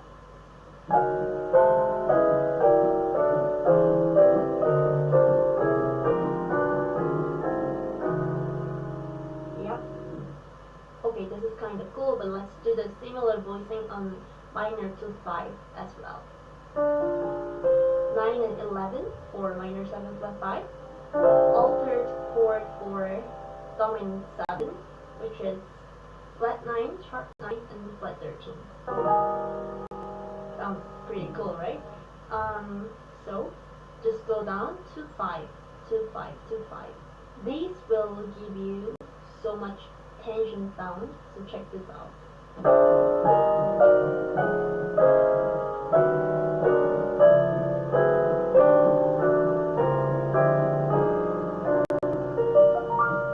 Yep, you need this for your comping.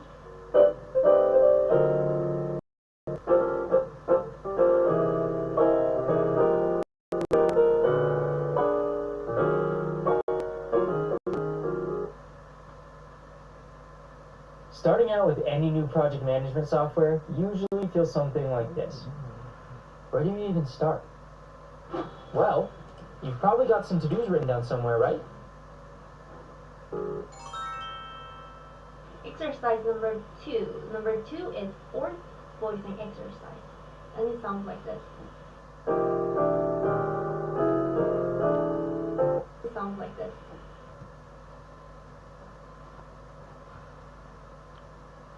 Нет, не нравится. Ладно. Ладно.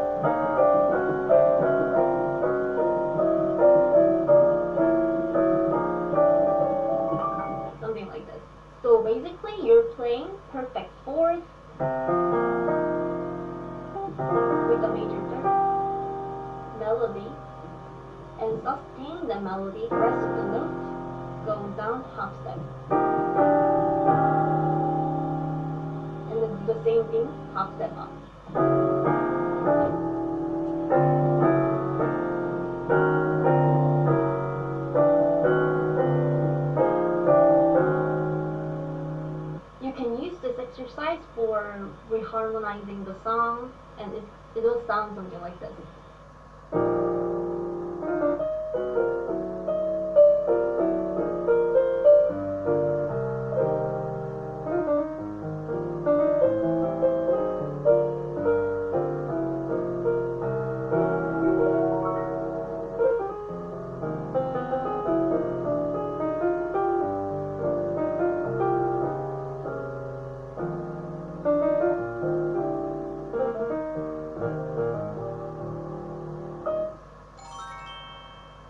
Number 3 can be really helpful when you want to write a song or arrange the song.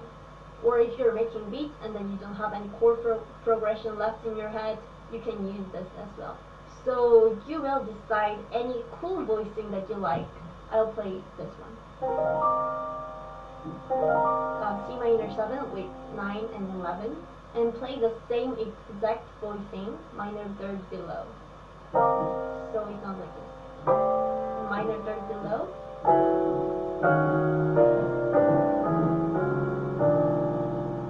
Yep. And also you could use this as a major third below, and it sounds like this.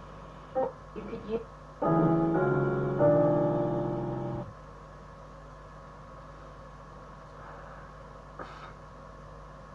Yep. And also you could use this as a major third below, and it sounds like this. It's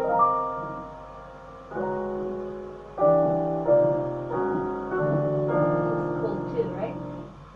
You can use this with any voicing that you like, something like this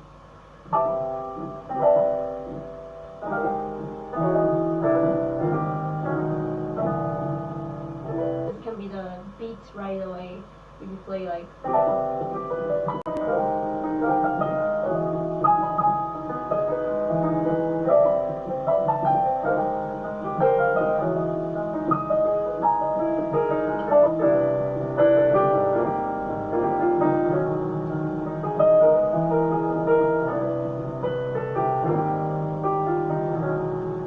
like this. Sounds beautiful, right? Okay. Now number 4. Number 4 is from legendary pianist Barry Harris. He's one of the best pianists in the world, and he's also my favorite pianist as well. I mentioned a lot in this channel too. I recently found this video on YouTube where he teaches to the students about Bach Powell, and he played one of the coolest thing I have ever heard. And it sounds like this.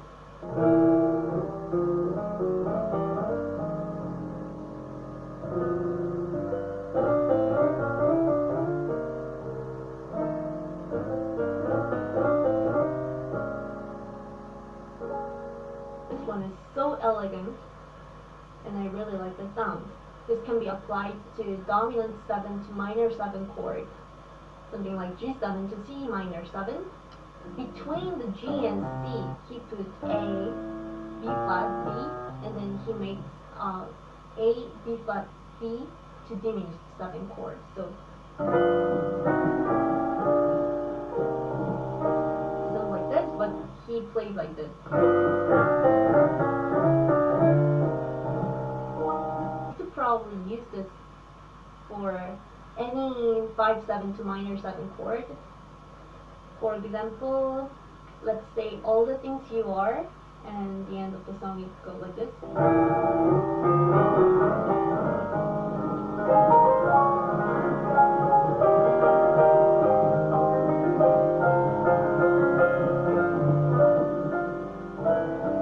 And then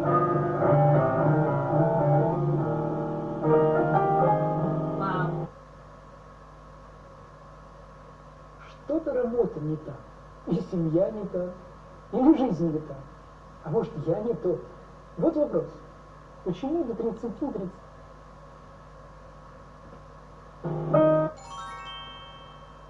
So number 5 is probably well-known exercise, and yet this is the best exercise for those of you who want to open up your ears and develop your ear, and it sounds like this.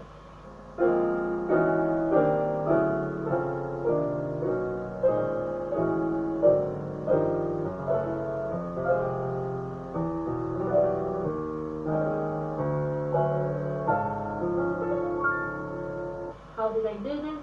So choose 2 random notes. I'll do the octaves to be clear. And then the right hand goes half step up each time, and left hand goes down half step each time.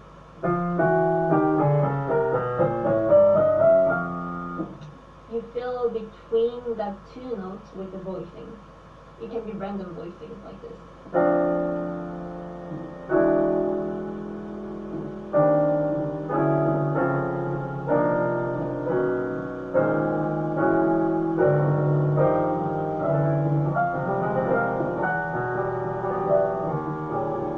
Just be creative. Practice until you're not even thinking about what voicings you're playing. It'll really help you to open up your ears, and you will get that outside of the chord progressions vibe. if you practice this. And this exercise will give you so much freedom to play as well. Yeah, and that was it. That was my video for jazz voicing exercise. I hope you really like it. I never done this kind of video in English, so be kind to my English. Thank you for watching. See you in the next video. Bye bye.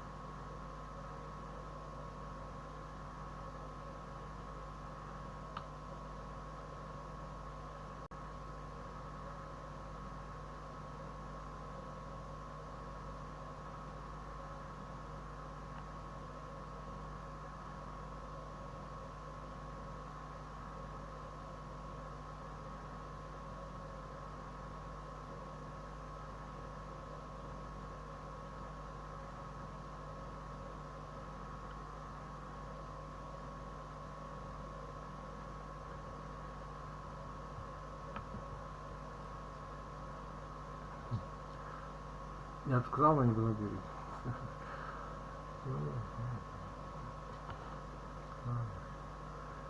Руки у меня растут после всех.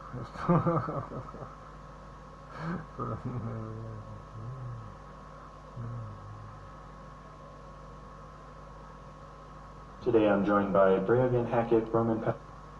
Ну нет, это чище надо.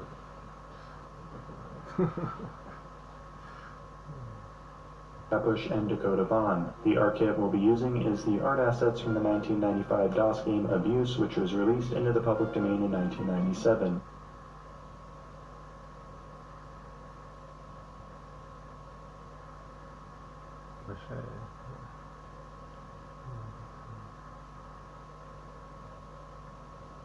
Ну то есть можно, короче, да? Ну нет, понял.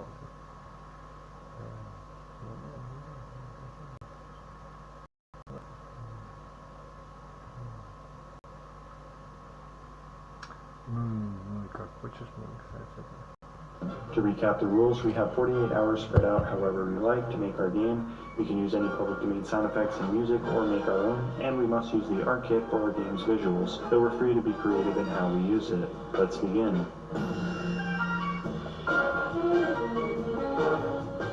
So, for my game, I decided to create a roguelike platforming shooter with random level generation and punishing but fair combat.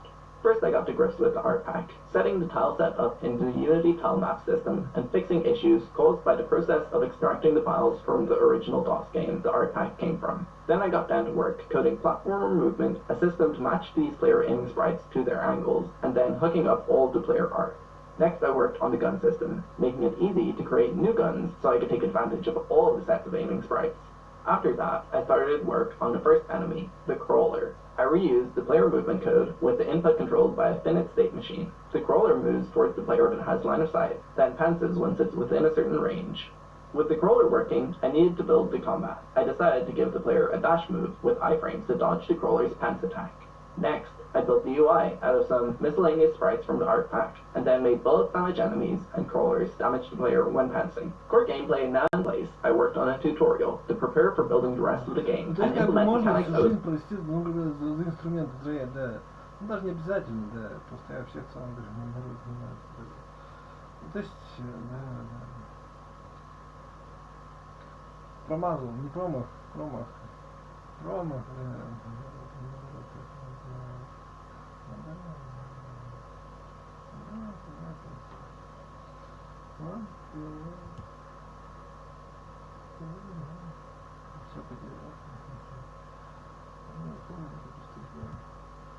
Missing, such as the loot system and doors.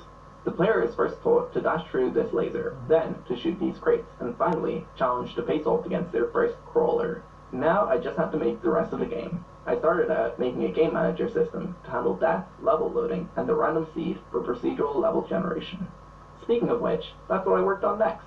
The game is composed of 3 difficulty zones, each with 3 procedurally generated floors to clear, and a final boss floor. The floors have up to 3 handcrafted rooms, 1 central, and 2 possible ones to decide. With level generation now written, I built all of the rooms, ending up with a total of 20, including a starting room and 3 boss rooms. Next, I wanted to add a turret enemy. To do this, I needed to make some changes to shooting, so it could be repurposed for the turret. This led to me implementing the final gun types before moving on to making the turret. I didn't have too much time for making the bosses, so I built them as worms made out of turrets. Each consecutive one had a pallet swap, a different style of bullet, and increased stats. The final mechanic I implemented was gun pickups, which often spawn in the side rooms of floors, providing a reward to break up the loop of combat. These offer you the choice between an upgrade for your current gun, or a new gun with base stats. Finally, I made the menu, added some tougher enemies in the later zones, and made a quick win screen. When you die, you just get kicked back to the main menu. So that's how AdLec 2048 got made. It has no audio, a good few bugs, and could do it a lot more polish. But I'm proud of it, and planning to work on a more polished version soon. AdLec 2048 tutorial? Probably do that first, huh? Welcome to the testing lab, soldier. How are you liking that new alien DNA flowing through your veins? Took our beloved president hostage 3 days ago. Okay, awesome. Let's go. Nothing here, no secrets, no nothing. Okay, So I should dash their attacks when they're orange, right? Can I dodge the turret, or do I have to just like run past it? Can I destroy it? Yeah, I can. Okay, that's good. I'm definitely looking forward to having a better weapon. What is that? Hold on. Is that a new gun, maybe? Goodness, okay. Laser. Heck yeah, I want a laser. Oh, this is awesome. Die. Their AI is a bit awkward, but it is difficult to do platformer AI. I wish you could dash in more than one direction, though. It seems like you can only go horizontally, you can't go vertically or anything. I sure hope there's just saves. What are these things? They're not hell. Yeah, I should just like pick one weapon and upgrade that if there are multiple upgrade tiers. Oh, hello there, boss. Oh, it splits up in two, which is even more awesome. He's quite easy, especially when he drops so many health packs. Or not, I don't know if that was the final boss, if that was just a mini boss. Rocket launcher. Heck yeah, I want the rocket launcher. Let me down. Okay, wow, those are slow. Oh, does it? Oh, okay, this was the right choice. Oh, there's like a golden turret. I'm not even gonna try to mess with that thing. Laser, definitely not getting the laser. Upgrade piercing bullets with the rocket launcher. I don't think that's right. Does the rocket go through enemies or something? Yeah, it does. That's funny. I guess they don't have slash. Sometimes it seems like the rockets end. You can't control them after a certain amount of time. Fire rate faster, sure. Yeah, laser is the best weapon so far out of all which I tried. So let's upgrade it one more time. Yeah, I can only imagine how cool this game will play with soundtrack and sound effects and everything. More health. What's this? SMG? No. Oh, I can upgrade this? I didn't even realize that first time. Yeah, like this. It keeps me to not. Well, do I have to start from the beginning? Yeah, I don't know if I can do all that again. It's like they just run away now when they see me. Oh, a new boss fight. And this one shoots rockets too. No problem. No match for my speedy missile barrage. I didn't even fight this. Like, look at that. I can just have like a swarm of missiles. Oh, I won. Yes, finally on my first try. Awesome. Yeah, this was pretty challenging game. Definitely the most challenging of them all. Стой! Тебе не надоело отдавать деньги банку? Останься всего на 40 секунд, и я расскажу тебе об инвестициях, которые принесут тебе прибыль, а не заберут последнее. Какая ассоциация возникает? Нет, в жизни вода нету, вода есть в жизни, да? Что вода, а что смысл, да? А что, да, а что стоит вкладывать? Все.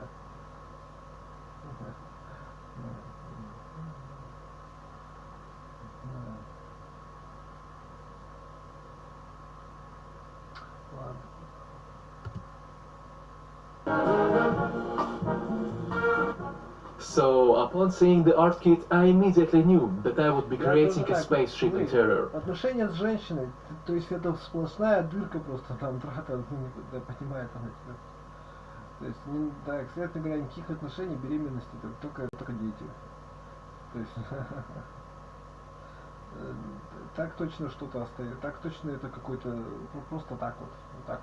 Биология, там, Бог, так, кто угодно, так вот, предки, не знаю, здоровье, там, праведность, там, общество, да, общество, оно только шипит, как будто бы, что, типа, это самое, ну, наоборот, не надо, понимаете, что, типа, надо семью, жизнь планировать свою, это вранье все, да, то есть, не то, что ты в ответе, просто ты здоровая и нормальная, и вменяемая, и не жестокая, просто, да, и любвеобильная, и любовная,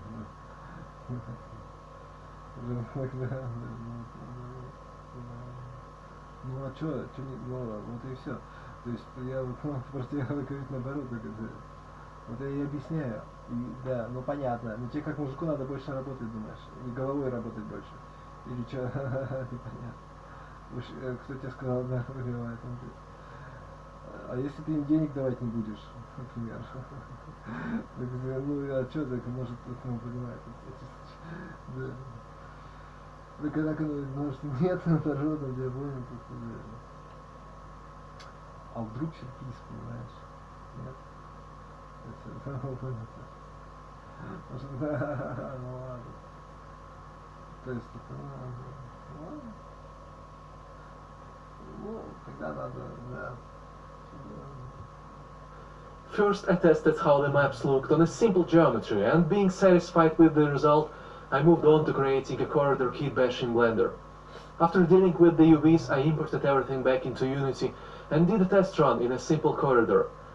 Being a huge fan of lo-fi aesthetics, I immediately knew what was missing from this scene, and so the final look was born. Next, I created a huge roster of rooms of all sizes, so that I could easily swap them out and find the perfect fit for my needs. At this point, I already knew that I was making a non-violent, short, linear puzzle narrative game.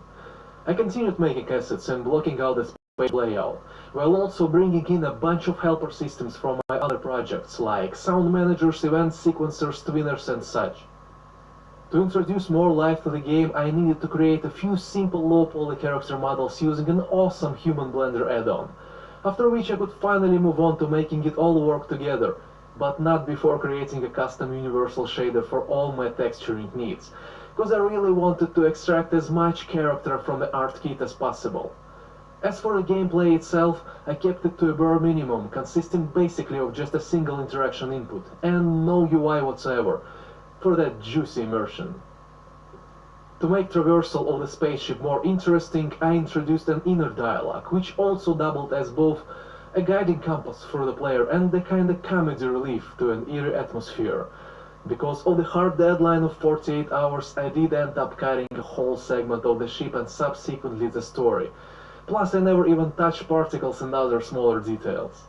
But thankfully this time for this gem, I reserved a few hours solely for an audio work, which in my humble opinion really paid off and made a significant difference on the final product. Whoa. What? Great, hypersleep. Okay, I can feel my legs now. Hypersleep malfunction error? Why do I have a bad feeling about this? Probably because it does not mean a good thing. Seems like I was the only one released. Let me check on the others. So, that's a strong intro. The first thing that struck me, I didn't get it recorded, but was just how cool it is that this is a 3D low-res game. If you don't know me, I run a community called 100PS1, which is entirely dedicated to low-res horror games with like a PlayStation 1 aesthetic. Roman, who made this game, has played right into exactly my aesthetic. Okay, click it. Locked. This one too. I can't seem to open any of them. Sorry guys, you'll just have to wait for me to investigate what happened. The level of detail in this is ridiculous. So which way can we go? See, Cantina, crew quarters, control bridge. This one probably have something. Добрый день. Знаете ли вы, что ваш мозг способен обрабатывать около 1000 базовых операций в секунду? Тогда почему вы думаете, что он не способен решить ваши жизненные проблемы? Ваш мозг – это ваша суперсила.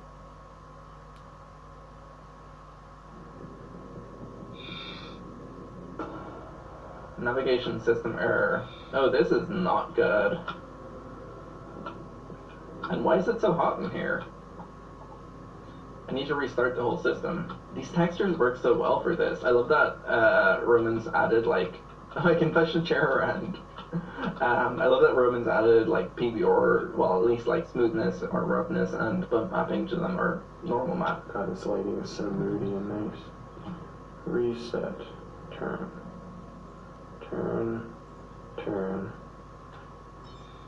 Strange design, but that should do it. Restarting. Oh my god, we are heading straight into the sun. So there's a malfunction in the hypersleep chamber room. Even the sun must have fried the electronics in that section of the ship. Darn. Navigation system is completely busted. Well, that sucks. Let me try manual override. Okay. Take control. Oh yes, of course. Thank you, Ms. Always locking the system. The key should be in one of the lockers inside the hypersleep bay. Wow, man, the power of just like textures on super simple shapes and lighting. Nice lighting. Are we the other? Is it like all the devs are the ones in hypersleep? That's right, there we go. Go away, I'm opening this with my bare hands. There's like a zero gravity mode or something. You press Q, you like go flying through the air. So many closed doors. Whoa, that's blinding. Okay, Q, I can't attack with the wrench. That means that there's not going to be combat just yet, if there is combat. Oh, Jesus! Solar flare, sunburst? What just happened? What did just happen? Here? Oh, they're all dead. Or maybe not dead. Okay, not dead. Oh, I picked one up. Okay. He's brief. I have to bring them all one at a time. Something bad's gonna happen. One of them's gonna be like missing or something. Oh, place. One down, two to go. Never flying this piece of trash again. I was gonna make a joke about waking up after a party, but meh. In here. Oh, you're looking kind of thick. Boy, it's thick, man. You don't stop judging me. This game is just a call outpost. Let's get the hell out of here. To be continued. Oh, that was awesome. Oh, that sound design was really good as well. When I first saw the art set, I wasn't really sure what I was going to do, because I don't work with this art style at all. I made a commitment though, so I was going to see it through till the end. My initial idea when I saw the art set was to be a space age shoot 'em up type thing. When I saw this alien creature, I knew I had to include it, and I decided that this would be the player. The first thing that I did was stitch together a bunch of these tiles and also used the background that was in the sprite set to make the background and foreground of this game. Next we needed some actual gameplay though, so I put in the movement of this player and I made it kind of smooth so you kind of ease in and out of your movement. The next thing I did was add bullets and made enemies that would run across the ceiling and ground. I then added some enemies that would fly and shoot at the player. I got caught up in developing and didn't really record much, but I... Go to budget.